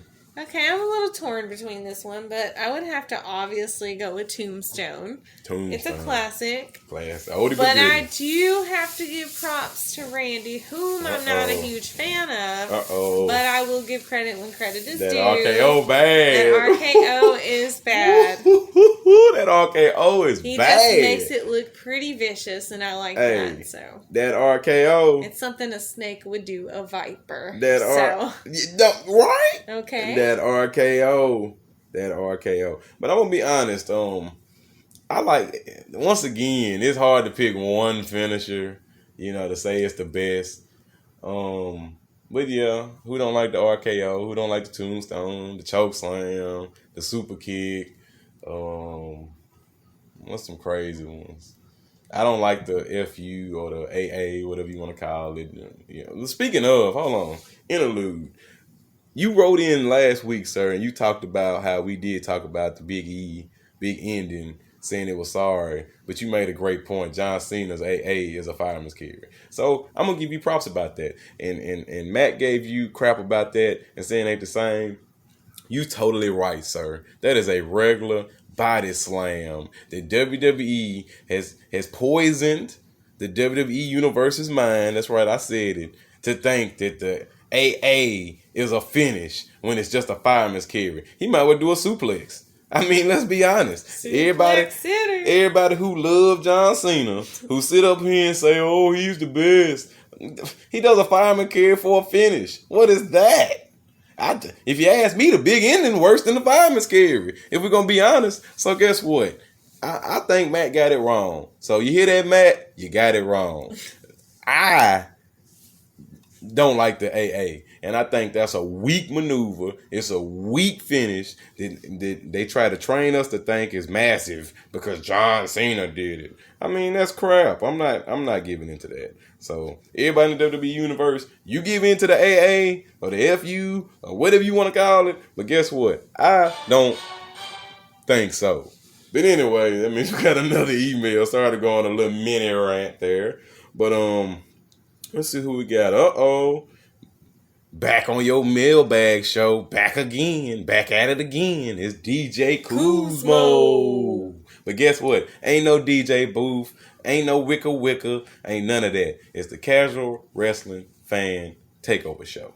And if you want to write in or call in, you can email in to realwwepodcast@gmail.com, or you can call 518-952-0247. Boy, y'all got me pumped up tonight. Call in, guys. Call in. Hey, don't get me started. I'm hyped right now. Okay, go ahead with the next letter. It's DJ again. Shout out to DJ Kuzmo. Guess what? Shout out to the Resident Hill. Guess what? Shout out to the Crisis. Good job on the show. Guess what? Shout out to Matt for letting us take over again. And we're going to read your message in 3, 2, 1. Back on DJ Kuzmo. He said, pump the brakes. Here comes Apollo Crews. So after a really good, phenomenal no DQ match between Priest and T-Bar, we're getting Apollo Crews? Are you kidding me, WWE? Why?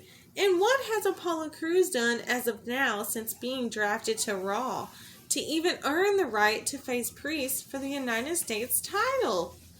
Firstly, since losing the IC title to Shinsuke Nakamura on an episode of SmackDown on free TV, he has been in a tailspin and has not even gotten another push. Secondly, before Creative or Vince books him his next challenge, Priest, for the title, shouldn't Apollo get some quality wins to at least establish himself as a potential threat to Priest's title? And thirdly, since being proverbially lost in the mid-card, how can this title push of sorts help Apollo's Nigerian nail character? Because in my opinion, it has been severely damaged. I like Apollo Crews as a human being and a wrestler, but it's going to take a lot of effort from Creative and Vince to sell me and all of us fans the potential of having Apollo win the U.S. title. And so often, not to go on a rant here, but WWE has a tendency to start a main event push and then stop a main event push at an instant. Case in point, for example, Bianca Belair. Now that she cannot get another title opportunity against Becky Lynch, where does Bianca go from here? Even Cesaro, after losing to Roman Reigns and then defeating Seth Rollins at WrestleMania, Cesaro has not been doing anything, to say the least. Just lost in the mid-card, but I digress. The Bearcat Keith Lee would have been a better opponent for Priest to face next, or even Karrion Kross, which we still don't have any explanation as to why both the Bearcat and Kross have not been appearing regularly on Raw, but I digress. All right, DJ, we finna cut you right there because you said some stuff in Sorry, here. DJ. Hey, you said some stuff right here. You had the casual wrestling fan hot. But guess what? I agree halfway with you, buddy. But guess what? We're going to chop it up. I don't agree at all with your analysis of Apollo Crews. I don't know what you're talking about, sir. I don't think so. He don't have quality wins. What you mean? He beat Big E, who's your current champion. He beat Kevin O, who's an ex-champion. He done beat Shinsuke Nakamura. He done beat Sami Zayn. He done beat Jeff Hardy. He done beat who else you want to beat in the mid-card? He been out there doing his thing. He was IC champ. He had his WrestleMania moment. And yeah, you lose the belt. And yeah, sometimes you go into a lull. But he's a credible challenger. I mean, when he came out, you knew who he was. When he came out, you knew the boo. And to say that WWE can't convince you that he's a credible challenger, where they convinced you that the AA is a devastating move. I mean, yeah, you got convinced by that, but you're not convinced that Apollo Crews and all. And then you say that Keith Lee would have been a better opponent for Priest. When the last time you seen Bearcat Lee? When the last time you seen him? You know, when we went to the show, he was the first match. 30-second squash match. Don't nobody want to see that. Come on. And to say he's credible and Karrion Kross, same thing. Wrestling on main event. Can't make it on Hulu. But yeah, he deserved to beat Karrion Kross. Who do they have credible wins against? Keith Lee beat Randy Orton a year ago. Really? Really? No, sir. Karrion Kross beat Job or Jeff.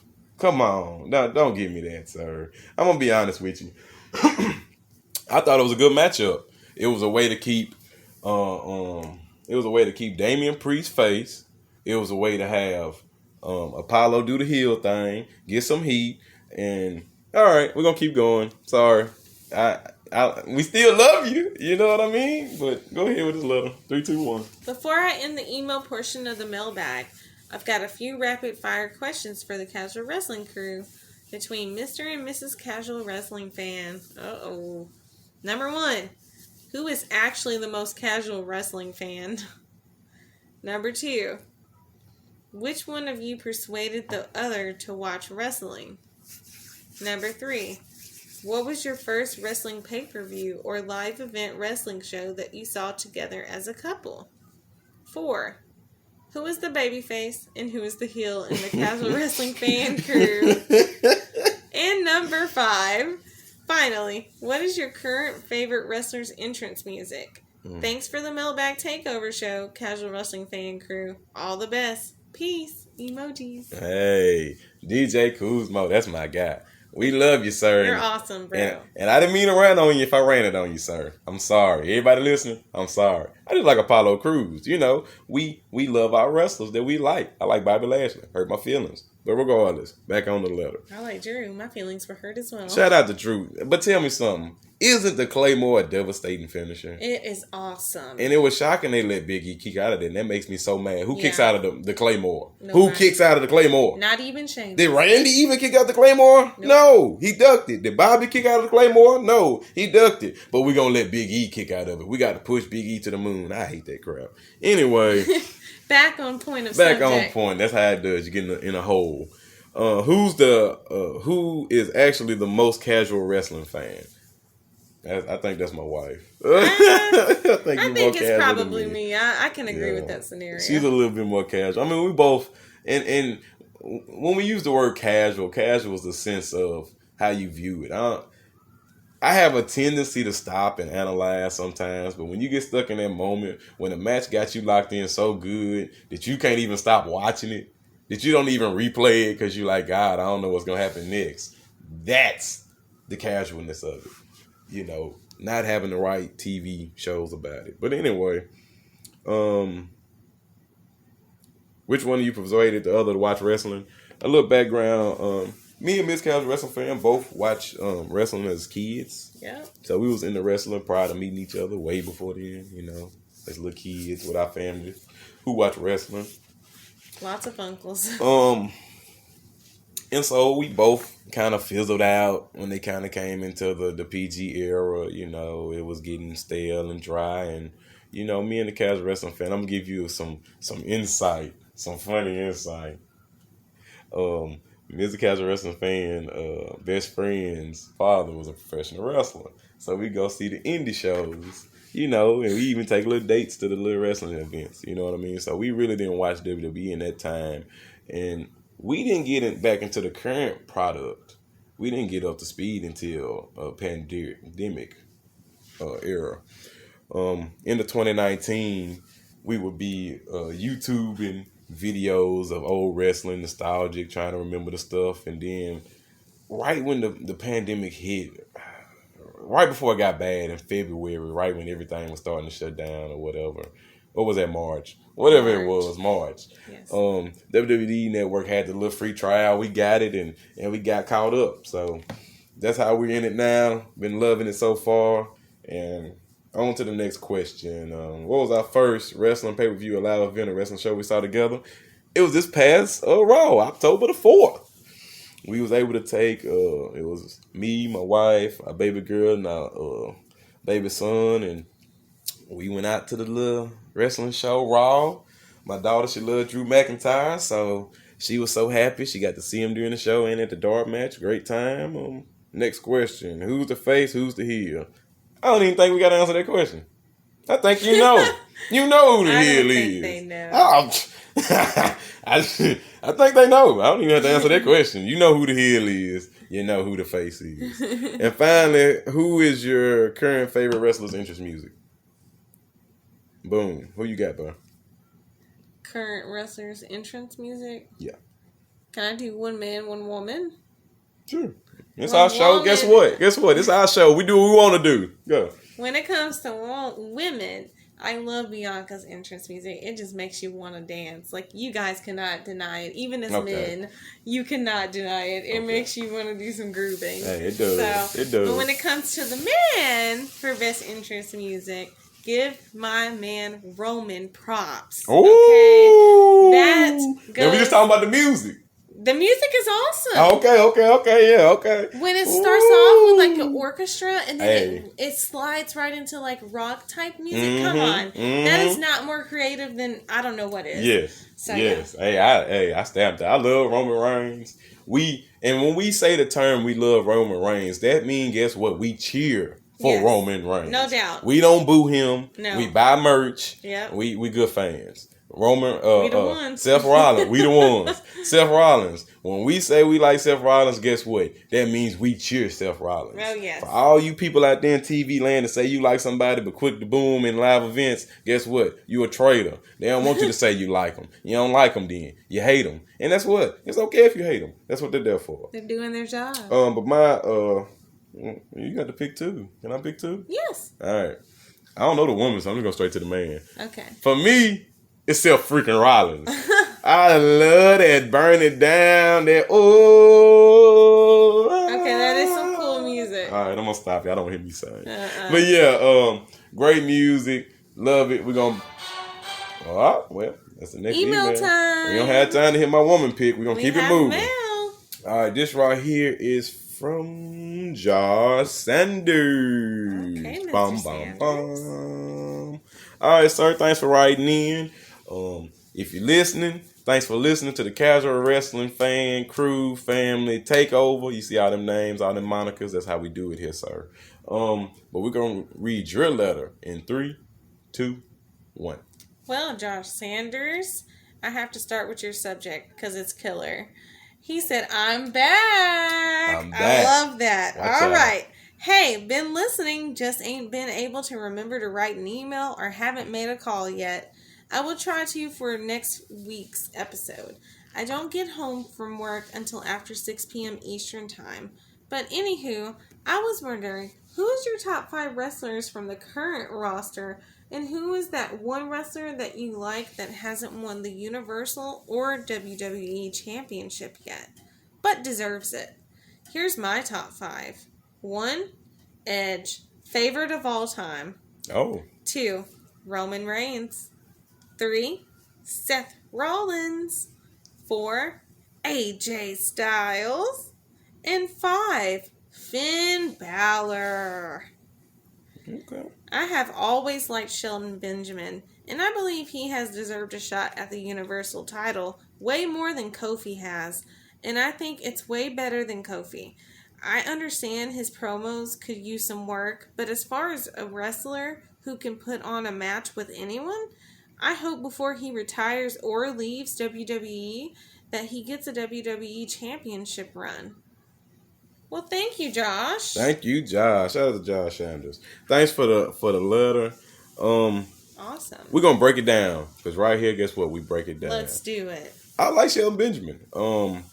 For his age, he's very old. I mean, he ain't ancient. He ain't Goldberg. Did not mean that, guys. I do. He's in his upper 40s, 46, 47. I mean, he's old. He is of age. But he doesn't look it. I mean, he's in great shape. Yes. You know, he still can go. He can still move good. I think his problem is a lack of a good gimmick. I mean, even when he was in the Hurt Business, which was a great faction, I feel like he was like the side piece. You know, it was MVP, it was Bobby, and then you had Cedric and Shelton. You know, so it was like he was a side piece. But I think he's missing a good persona, good gimmick. But I'm gonna be honest. If we're gonna be dead honest, I think he got a 0.1% chance of winning the belt. I mean, hey, in a fluke dark match, he's gonna beat Roman Reigns for the Universal Championship because Roman Reigns get knocked out. I mean, that's the only chance he got to win the belt if we're gonna be honest. Mm-hmm. You want to give your top 5? You want to work on top 5 real quick? Sure. All right, so let's go top 5. Okay. So who you think top 5 wrestlers from WWE in general? Starting with number 1. Number 1. Give me Roman Reigns. Give me Roman Reigns. Yes. Acknowledge him. And I'm glad you acknowledged him. Now, I don't like Edge like that. I think he looks like a junkie. I said looks like, not is. Looks like. I got flack for that. But hey, you like Edge? Shout out to Edge. 2, for me, Seth. Seth Rollins. I have to agree with that. Is. All right, for me. Did he say all time? No, he said current. For me, all right, Bobby Lashley. What you got? Give me Randy Orton. I Oh, have alright. to give him credit. See, I'm not a hey. huge fan of him, but the man has put in his dues for years now. Come on now, decades. Give the man his dues. I ain't mad at you. What number we on? 4? Mm-hmm. 4. It's kind of hard when you think about it because you got to come up with people that's booming. Give me Sheamus. Celtic Warrior. Man, I hate he broke his nose again, but shout out to Sheamus. Who you got 4? You can't have Sheamus without Drew McIntyre. There it is. I like Drew. And Angela. Don't forget. I just hate it because they say it so much. I love R.I.P. You know what I mean? We like Drew. And number 5. Who you got? I'm going to steal your pick. Finn Balor. I like I'm Finn. stealing it too because I'm a huge Finn Balor fan. Finn will get you in. Yes. Finn will get you in. Finn is here to win. How about Finn that? is here to win. I like that. Yes. Finn here to win. He is. All right, everybody. So let's see what we. All right, well, we got another message right in there. See, Matt's right on time. It's like he can time it. He like clockwork. It's not called the Mailbag Show for nothing. So this is from Mueller. So shout out to Mueller. Hey, Mueller. Mueller, I'm sorry. You're a Patreon member, and I should have got you in there. I'm sorry. Forgive me, sir. But it's Casual Wrestling Takeover show, so we do what we want. But we really are sorry from the bottom of my heart. And if you want to call in next week, if you want to switch it up and say, hey, I don't want to write, you want to call in all the way from South Africa, you can do that. And I give you 3, count them, 1, 2, 3 voicemails so you can say whatever you want. That's your time. That's 9 minutes. That's your segment. Forget the DJ booth. Had a Mueller booth. I like there you that. go. That's a there good you deal. go. Yeah. The Mueller talk. You know, whatever you want to call it. But that's open to you, sir. But anyway, so I'm going to pass this letter on over. My beautiful wife's going to read it to you. Once again, we're humbly sorry, sir. But guess what? We're going to read your letter, Mueller, in 3, 2, 1. He said, how's it, Matt and DJ Kuzmo and the Mrs. Mueller here from the beautiful... the Casual Wrestling crew, yeah. Which is who is in here. See, I can't stand it in the booth. We changing that Kuzmo. Watch. I'm going to tell Matt, no more in the booth. No more. But anyway, Casual Wrestling Mueller fans take here over. from the beautiful South Africa. Ooh. So, I'm still on the podcast and no watching, but thanks to all involved keeping me informed, including Crisis. Shout out to the Crisis. He did a great job. Enjoyed his part in the show this week. So, still crazy times for me and interesting times here in South Africa, but enjoy taking the time to listen to all you host. I will be more involved in commenting in current storylines from next week again. But I thought of a scenario.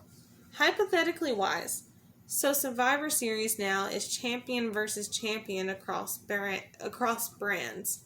Taking the current champions, if all champion holders, such as the women's tag team titles, had to become cross-branded titles, and Survivor Series was actually putting both titles on the line, who would you and listeners choose to win?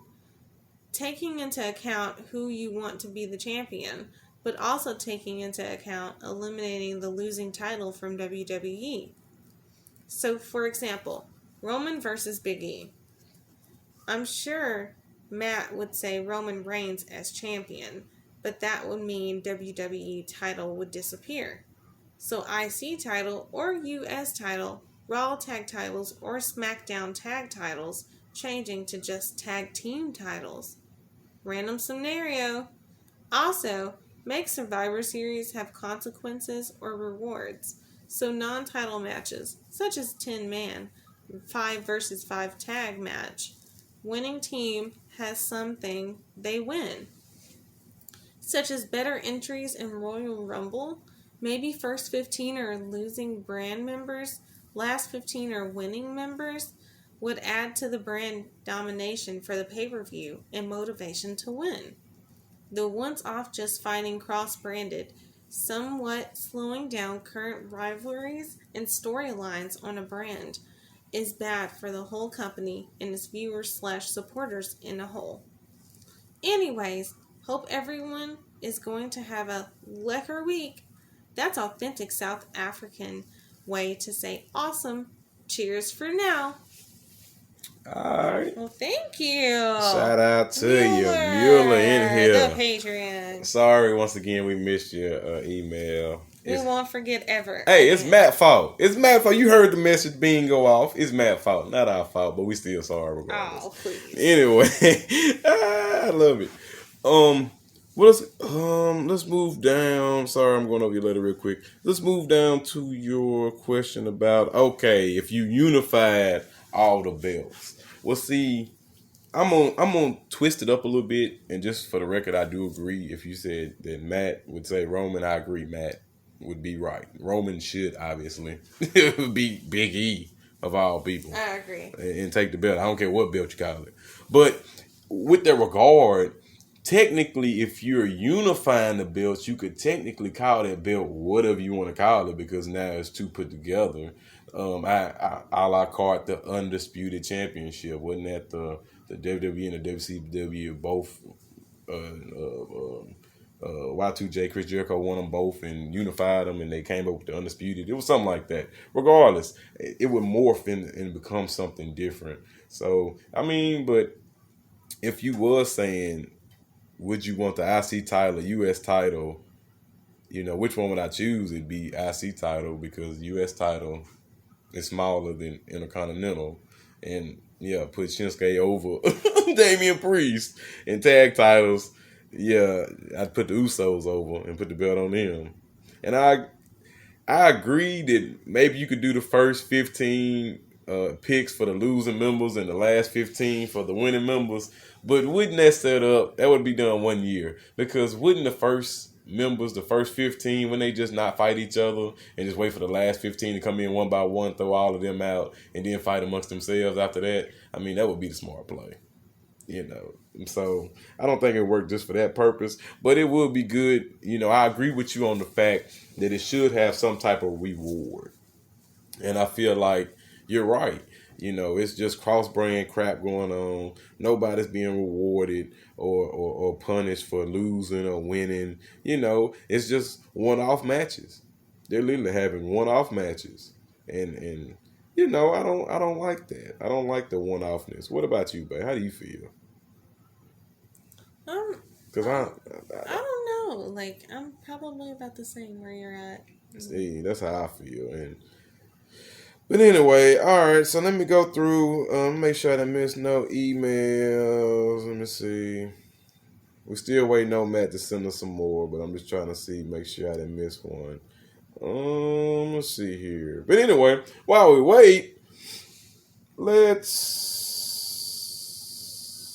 see. I'm sorry, you guys. This is active. This is how you know it's live. I'm literally looking to make sure I haven't missed one from Matt, which we haven't. But anyway, back to Mueller. We hope you're staying safe in South Africa, and keep writing in. We're going to keep you updated. Thank you. We remember you from last week. I remember hearing you don't watch it. You just listen to us, which is nice. And it's nice that you can listen to the Casual Wrestling Fan, the Crew, the Family Takeover Show. And that's what we've done. And you know that noise. That means Matt has struck again. But anyway, let's see here. This one comes from Kyle from New York. Shout out to Kyle from New York. Long-time listener, long-time caller, and email writer. So guess what? We got to shorten your name. We tired of saying Kyle from New York. You New York Kyle from now on. How you like that? I love it. New York Kyle. There it is. No more Kyle from New York. New York Kyle. We're going to read your message. And next week, I expect you to call in or write in and say, this is New York Kyle. That's your new moniker, sir. So we're going to read your letter in 3, 2, 1. Hey, both casual wrestling fans, Matt, and the whole WWE podcast family. It's Kyle from New York again. First off, hope you all had a good Halloween weekend. I sure did, because I actually went to go see the new Halloween movie. Halloween kills on Halloween. Anyways, back to wrestling. Also, I can't stand the 24/7 championship. Oh, did he really say that? Yes, he did. Ha, ha, ha, New York Kyle. But guess what? I love the 24/7 championship because this is the Casual Wrestling Crew Takeover. Go ahead. So, I already know Matt's pick for what I'm about to ask, but I don't know the casual wrestling fans' picks for these. So I'm just curious about this. So, this question is for both of you guys. What are your top 5 favorite wrestlers from least to greatest, and your top 5 least favorite wrestlers from the least to the greatest? I can't stand the 24/7 championship. Did you say that again? He did. Kyle, you're testing the casual wrestling fan right now. Now, this is my show. You keep doing it, I'm going to cut your let off. Do it again. Let him say it again. I'm going to cut your let off, Kyle, from New York. New York Kyle. He ain't going to say it again. He better not. We love it. Go ahead. Should I keep reading? Yeah, go ahead. Sorry. My second thing I want to ask is about this whole Paul Heyman, Roman Reigns, and Brock Lesnar situation. My guess is, after Brock Lesnar's suspension on SmackDown, this is probably WWE's way of writing Brock Lesnar off of TV since he's part-time. I think I can see him coming back in the Royal Rumble even if he doesn't win. I think that could be his return. I can't stand the 24/7 championship. He ain't say it. Yes, he did. Cut him off. It's my show. I do what I want. Close. Nah, cut him off. Guess what, Kyle? You just lost your non-play. I'm not going to do you like that, New York Kyle. We're going to finish you up, Kyle. Because I like you. You my guy. You keep writing. You keep emailing. But we love the 24/7 championship. Go ahead. Wait till I keep reading, Kyle. Oh, Anyways, I think that we will end up happening when this Roman Reigns and Brock Lesnar feud finally ends, I think at WrestleMania 38. I want them to maybe become a team like Matt has been saying, but like he has said, I don't think it will happen, but it's possible. Or as WWE would say, never say never. I think in the end, Paul Heyman will choose Brock Lesnar as the Usos will stay with Roman Reigns. I can't stand the 24/7 championship. I cut him off for real. I ain't He playing has no one more. more paragraph. I'm not. Let's finish See, it guess up. what? We're Nah, doing great. I'm a heel. You want to know who the heel is? I'm the heel. Oh my goodness. You cut off, sir. So we gonna answer your letter as far as we got, because you kept testing it. See, y'all think y'all can do that to Matt. You think you can tell Matt some stuff and he'll say it. Guess what? The casual wrestling fan, I'll cut your let off. Cut his let off. It's state-run media today, sir. Cut him off. Give me that. Bye. Anyway, so no, I'm playing. See, I got you that time. It was a work, not a shoot. Go ahead. So, my question is, what do you think will happen when this storyline ends? And who do you think Paul Heyman will choose? So I think that is everything I can think of to ask right now. At this point in the show, my voicemail for Matt has probably already been played. So this is it for my Gmail. So great talking to you, casual wrestling fans. Always great to hear from you. And always great hearing Mr. Casual Wrestling Fan every week on the Mailbag. My favorite show of the whole week. Because it's the most fun to listen to and hear from my extended family on the WWE podcast. Because we are all fans together and family here. So that's it. And I'll talk to everyone next week. And guess what? I can't stand the 24/7 championship. Guess what? So sweet yet so sour. Guess what? I don't care. How about that? No, I'm playing. Good job, New York Kyle. Thanks. We appreciate you writing in sure do. every week of voicemailing in. And you're right. Wrestling brings people together. And people don't talk about that much. You know what I mean? We really don't talk about the closeness you get. And then when you find out somebody actually watches wrestling, it's like it's shocking. Like, we found out our daughter's teacher watches wrestling. I mean, it was shocking. And She is not someone that you would ever think possibly to watch wrestling. And she likes Roman Reigns. That's her favorite.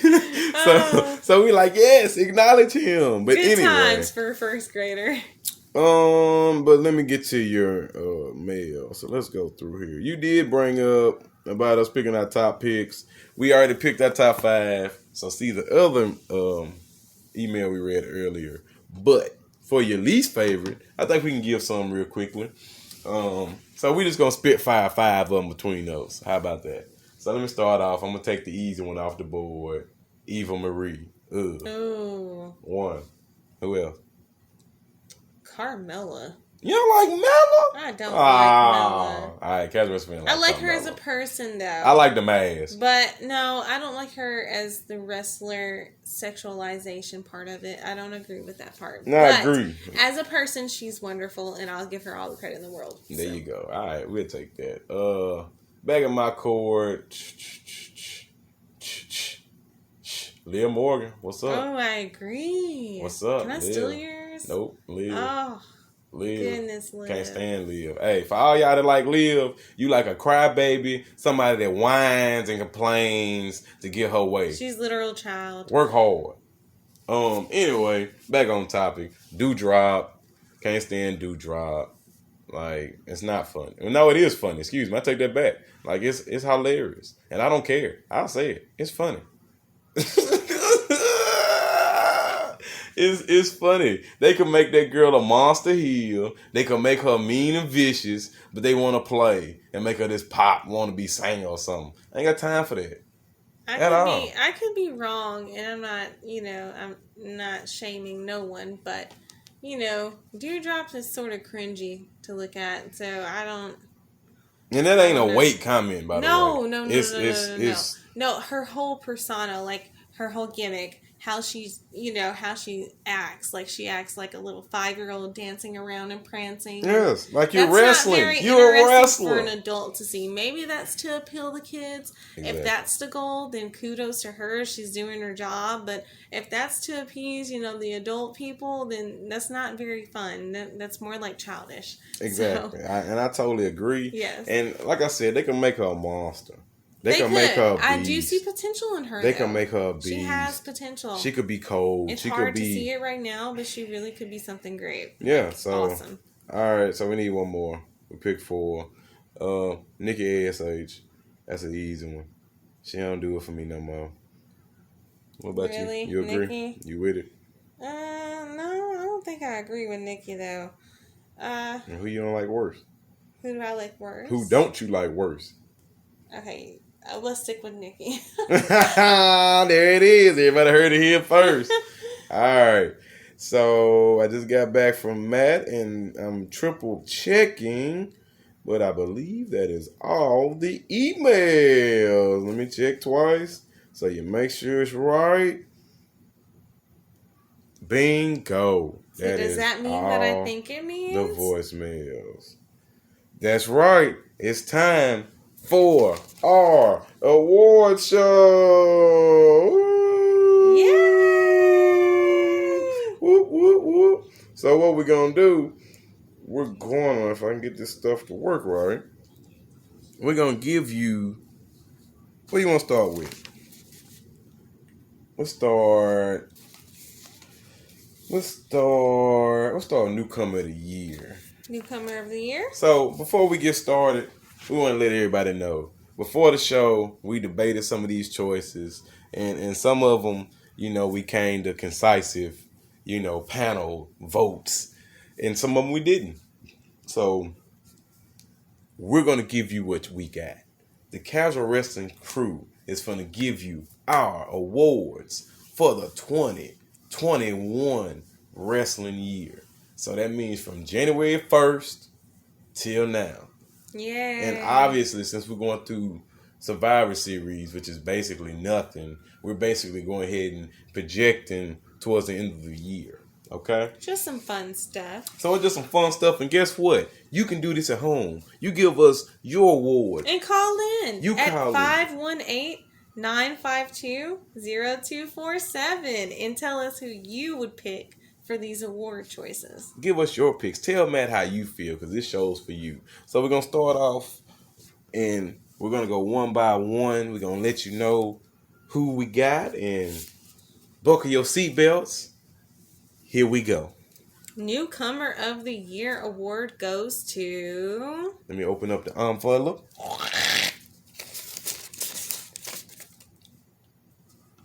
Bianca Belair. She's had a great, amazing year. Yes. Hands down. Agreed. You can't take nothing from her. Nope. She's the best. And she will one day, all bar any injuries or any type of personal problems, you're looking at a future GOAT. You're looking at a future Hall of Famer. Yes, I was about to say that. You know, it's hard for some of us because some of us don't remember Hall of Famers from the day they started. Right. You know, I love The Undertaker, but The Undertaker didn't get started till right before I was born.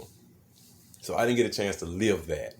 So this is a chance for everybody out there to live this. So we're gonna go on to our next one. Let's see what we got. Let's go next.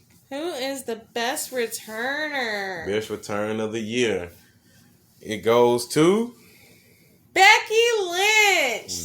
Big time Bex. Do you hear me? And you know, for everybody listening, as you know, I don't like Becky Lynch, and my wife does, but I'm a full-on supporter. I can look at something critically and say, hey, who had a better return? I mean, people are going to say Edge, but Edge was watered down from last year. So I feel like Becky had the best return. So that's why we gave it to her. Shout out to her. So let's go to, let's see what we got. Best tag team. Best tag team. Award goes to RK Bro. Oh, RK Bro. With the scooter. With the scooter. I love their new music. Yes. The music, if you didn't hear it, go hear it. Great intro. You know, I like Randy still being Randy, Riddle still being Riddle, and you know, they're doing great work as a tag team. I don't want to see them split up no time soon. Let's ride this wave. Let's see what we get next. How you feel about it? It does grow on you, and I will agree. At first, I didn't like it, but now they're sort of okay. So, moving on to the next award for Best Heel goes to... Acknowledge him. Oh, Roman Reigns. That's right, Roman Reigns. Who's a better heel? Now, I ain't gonna lie. Seth Rollins was coming up the rear, and so was Charlotte Flair. I mean, Charlotte Flair, I feel like, is doing great work currently. She's getting great heat from the fans. And for all y'all giving flack for her, for what she perceived to do, I'm just gonna be honest. She's not wrong. And I know everybody's gonna disagree, and I'm finna get on my little mini tangent here. But if I'm the champ, and I'm worrying about my stock, this is a selfish business. It's no way in heck I'm going to hand over my belt so the other champion can put them both in the air and act like she two-belt Bex and get those pictures taken and put all over social media. Not happening, as Stone Cold would say. Stone Cold was very protective of his gimmick, and so is Charlotte Flair, and I don't blame her. If she did that on purpose, good for her. If everybody want to ostracize her because she's great, good for her. If you mad because Fox asked for her specifically over everybody else, good for her. You know, I don't have a problem with her, so everybody gives her flack. That's my Charlotte Flair rant. But back on to our award show. We're going to keep going. So after Best Heel, we're going to? Best Babyface. Best Baby. And the award okay. The award... So we had a little disagreement, guys, on who should get the award. So Mr. Casual Wrestling Fan wanted... Which is surprising because I don't like this person, but I'm looking strategically, and I'm pretty sure a lot of people disagree, but Edge. I feel like Edge, which is horrible because he's part-time, he's not even full-time, and I know a lot of people like, well, that sucks. Who gets a pop like Edge? Let's be honest. But that's my pick, and then Miss Casual Wrestling Fan said... Well, to answer your question on who gets a pop... That leads me to my man, Drew McIntyre. There is not a crowd like anything when it comes to that man coming out with his sword. Drew McIntyre, lukewarm. People are natural warriors, and he brings that out of every single fan in that stand. And you're right. But he's lukewarm. To you. To me, you're right. But to me, he's hot. He's got it. He's going. He's successful. He has a long time. And I like Drew personally. That's one, I like Drew a lot. He does great work. All right, let's keep it moving. Match of the year. Match of the year. And, we've had some pretty good matches. We have. And, before we give our awards, let's tune back to last year when we was going through pandemic era. It's way better. Let's remember that. Before we down wrestling, anytime you feel bad about wrestling and say, oh, it sucks, rewind it to last year and tell me which one is better. But go ahead. The award goes to... Bianca versus Sasha. I love WrestleMania. That. It really was history making. History making, great match. I mean, honestly, the match of the night. Yes. I mean, if you ask me, the match of WrestleMania. you know, they burn it down. And they did a good pick of letting him end the show on the first night. So, hey, shout out to him. So, let's keep it moving. Worst gimmick Worst gimmick. goes to. Worst gimmick, oh God, goes to. And like I said, you know, this could have went to a lot of people. Oh my goodness. You know, now I want to change it, but You I'm can. not. Go for it, Mr. Casual Wrestling Fan. Can I really? Go. Eva Marie. Oh, Where you at? Yeah. Where Eva at? She's just a national mean girl. That's about it. That's right. Her arm got broken. She don't Is wrestle. that even a gimmick? Yeah. You know, just playing. All these people work hard. Yeah, they work hard. We're not taking nothing from them, but they're not doing nothing with them. So now we come to our best gimmick. And we have 4 nominees. We're going to give you guys the nominees of who is the best gimmick right now. You can call in at 518-952-0247 and tell us. Or email at realwwepodcast@gmail.com. That's right. So here are your nominees for the best gimmick of 2021. Seth freaking Rollins. Burn it down. Roman Reigns. Acknowledge him. Bianca Belair. EST. And let's not forget the Queen, Charlotte Flair. Woo! Those are your 4 nominees. and we're gonna give it to you. We're gonna tell you who wins the Casual Wrestling Family's best gimmick of the year 2021. It goes to Roman Reigns. Roman Reigns. He's on a new level. Is that really surprising? That gimmick is on a new level. And let's be honest, on this one, it took us a while. Like, we was really struggling. Yes, we were. Because, you know, Seth Rollins has been great. Charlotte Flair has a great gimmick. Lovely. You can't, and that's what I like about Charlotte Flair. You can't tell where her gimmick begins and her real personal person starts. I mean, that's great. She is what she is. She is what she is. She like her daddy. Her dad is the greatest, but he fell in his gimmick, and she's doing the same. And I like the work she's giving us. That's what makes Roman so great. He's actually falling into the family role. But he seemed like a nice guy in real life. He does seem pretty chill. Cancer kids, he seems really nice, but boy, on screen. Kudos for his work in the communities. Yes. But yes. But on screen, woo! He's bad. I love his entrance. He's a heel. Woo! All right. So we gave you this. Now we're going to give you our top 5 men, women, best of the year list. So this award goes to the best wrestler of the year, 2021. And we're going to divide them up between male and female. We're going to give you our top 5, but the number 1 is going to win the award, just to show you like how we came to what we came to. So we're going to start with the women first. All right. So we're going to start with we're going to start all the way down here. Let's start here. All right. Or we can start here. It's up to you. So I'm going to be honest with you guys. It's hard to rank the women because the women division sucks. And let's just be clear. When it comes to roster. Okay, so we really struggle with this list. Now, if you think you got them, you right in here, but I'm not putting Liv Morgan on my list. I'm sorry. I'm not putting Asuka on my list. I'm sorry. I'm not putting who else? I'm not putting Alexa Bliss on my list, and she only had 3 matches this year. Yeah. That's not happening. And drama. So let's be clear about who's getting put on this list. I'm not putting Jobber like Zelina Vega, who just now won the Queen's Crown, on this list.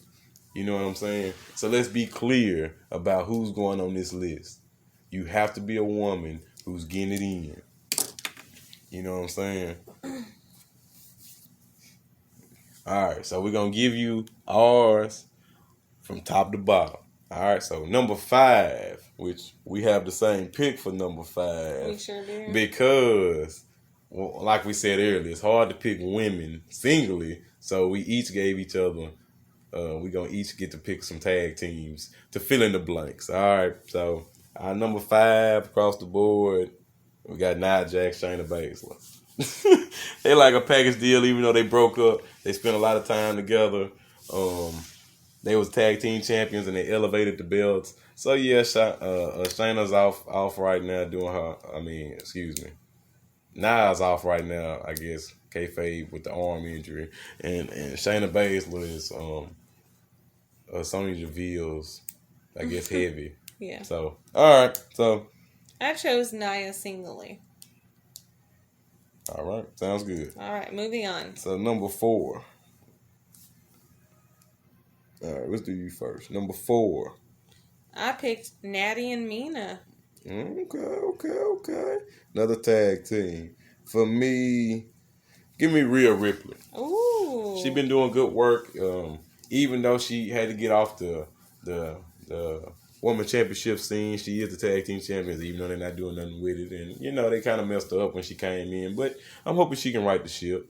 So she is number 4. She has been champion for a considerable amount of time. And you can't take that from her. Good year. Good come up. And I bet a lot of wrestlers wish their first year started like that. So, all right. So let's go to number 3.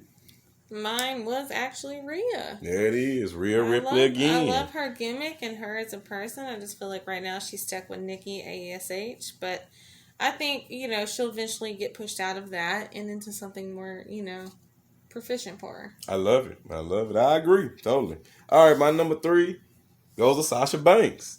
Now, before I get a lot of flack from all you people in TV land say, she never here. She always gone. Don't forget who was champion at the beginning of the year.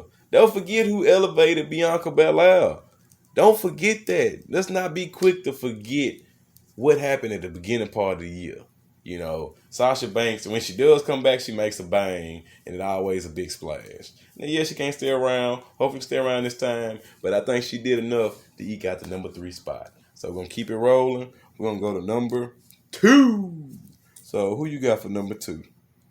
The EST of WWE. Ooh. The fastest, the strongest, Bianca Belair. Okay, ladies and gentlemen. Bianca does great work. I got to give it to her. She does amazing work. She's strong. She's independent. Beast. You can't ask much from a woman role model in this company. You really can. She does a great job. All right, my number 2 goes to none other than the Queen, Charlotte Flair.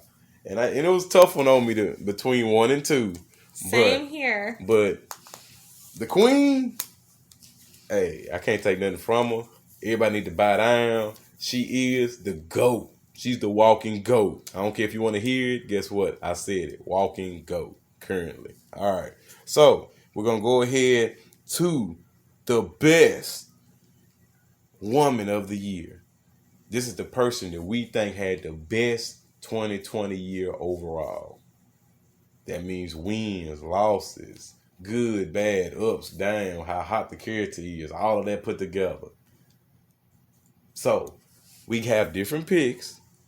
So, you want to start or you want me to start? You can go. Okay, I'll go first. My number 1 pick, who I feel like had the best year, the best woman of the year by Mr. Casual Wrestling Fan goes to Bianca Belair. Ooh. That girl is on another level. I think she's the woman of the year. She's had the best year. She's definitely had the best rookie year. And I mean, she's breaking girls' records who ain't even had a chance to hold titles. It's people on WWE right now that we see quite often who ain't won the belt, and Bianca already did it. So, and she deserves it. So, shout out to Bianca. That's my pick. Your turn. She may be your number 2, but she sure is my number 1. The queen of WWE at all is Charlotte Flair. Charlotte Flair. Okay, this lady, she has worked tirelessly this whole entire year. Come on. And like they always say, since, some of these letters, they're all big and bad about sayings. I mean, if they ain't talking about you, you must not be doing something right. Come on. So Charlotte, she's getting all the talk, all the heat, even in the back. She's doing her job, and you cannot complain about that, period. I don't care how she's percepted. Come on. She's amazing. I totally agree. I mean, who gets more heat than Charlotte? She deserves everything she gets, and all of y'all to give her flack, you need to get off of her. That's right. She's the walking GOAT, as I said. She is. And when the music hits, you hear woo all over the place. So that is our Woman of the Year award. That's right. Like my beautiful wife said, you can call in, write in, but we're going to go ahead and go to the men real quickly. So number 5. And like I said, these are about the wrestlers who had the best year. All right, overall. So number 5, I'll go first. I hit you with Edge. And like I said, I'm not an Edge fan, but for a part-timer, he sure do get a chance to fight for the belt all the time. And even have high-profile matches with Seth Rollins and pick up 2 of the 3 wins. So he definitely had a good year, and I can't take nothing from him. And that's my number 5 pick. How about you? Damian Priest. DP. Period. Damian Priest, especially now. Yes, but even before then, I know the gimmick was sort of, iffy. Nobody knows how to quite feel about it, but he has been working hard, and you can't deny that. Work ethic is a major thing in this business. I totally agree, and that's why Damian Priest is my number 4 pick. Ooh, yeah. I agree with that sentiment. Damian Priest came up, got to work with a famous musician, got to be put in WrestleMania when a whole lot of people didn't. I mean, he was on another level. He kind of fizzled for a second, but then he picked it back up with a great rivalry with Sheamus to pick up the belt. He's been doing pretty good with the belt, and now he's changing his gimmick. I love it. I mean, his character, I love it. He's doing great work, and we're finna keep it pushing with number 4 for you. You said number 4? Yeah, number 4. Well, we on 3. Yeah, you're right. 3, yeah. Oh, I'm sorry, everybody. Number 3. Seth Rollins. Seth freaking Rollins. Ooh. So I guess I go ahead and spoil it. Seth freaking Rollins is my number 3 as well. Seth, he's great. I mean, what he's doing with this character is at another level. And I feel like we should all appreciate that. He deserves the belt. Big E, give it up. He deserves the belt. Give him the belt. He will elevate the belt. He will take the belt to new heights. Give him the football, coach. Let him run with it. All right? So let's keep it pushing to number 2. Drew McIntyre. Drew Mac, gotta love it. Hey, Drew McIntyre, he's a great person, I know he kind of fizzled a little bit, but he's still been keeping himself relevant. That Claymore's still bad as ever, and a loss to Drew actually means something. So, yeah, I can't take nothing from him. He had a way better 2020 year, but okay, I give you that. He didn't make it to my list, but that's okay. My next person probably didn't make it to your list either. Number 2 for me goes to Bobby Lashley. That's right. And before I get a lot of flack about that, let me be honest with you guys. He was your dominant champion. He, in the Hurt Business especially, we got to remember that from early January when he dropped the title and got the belt right back. Got the WWE belt.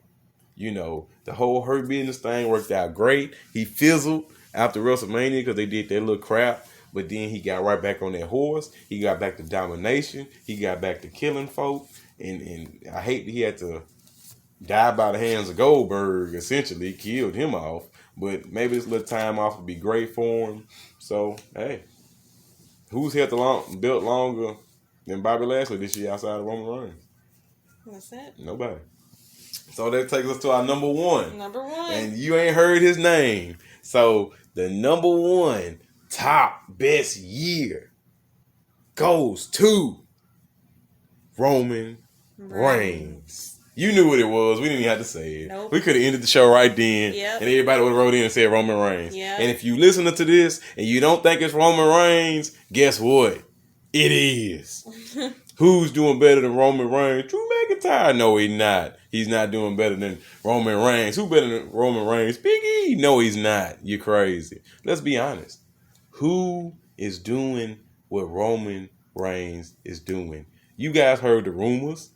You got people offering themselves up the job to Roman just to get the Roman rub. Just to get in the ring with him, they ready to lay down. Because you got to acknowledge him. And I think we should all acknowledge Roman.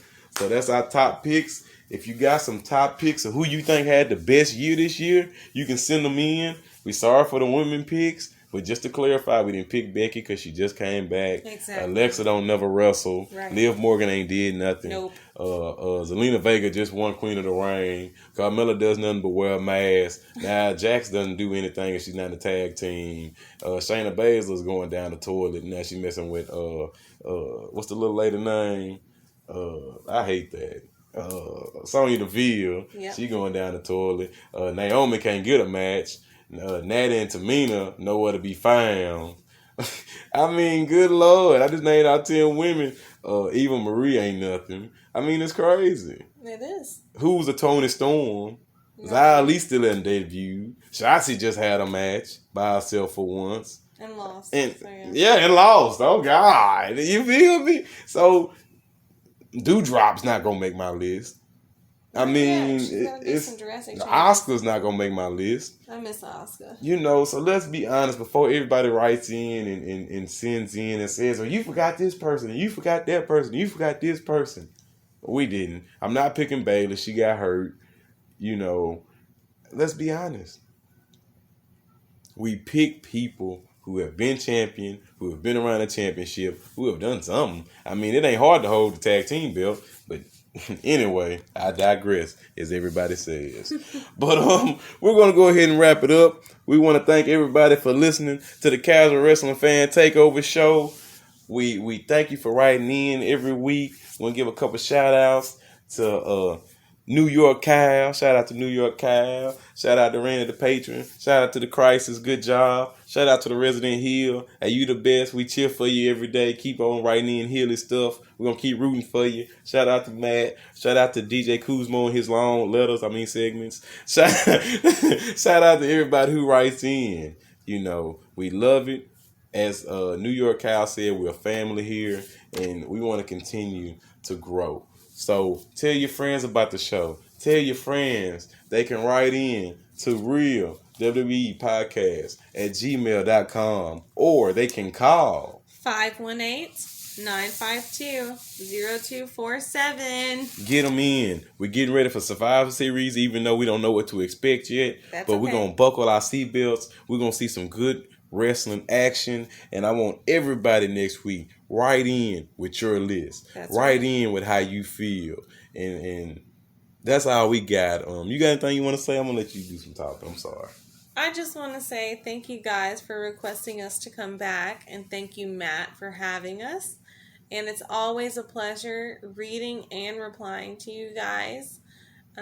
We hope you have a great night or day, however, wherever it's at where you guys are. Right. But I will say thank you. And shout out to all our people from overseas. Yes. You know, what was his name?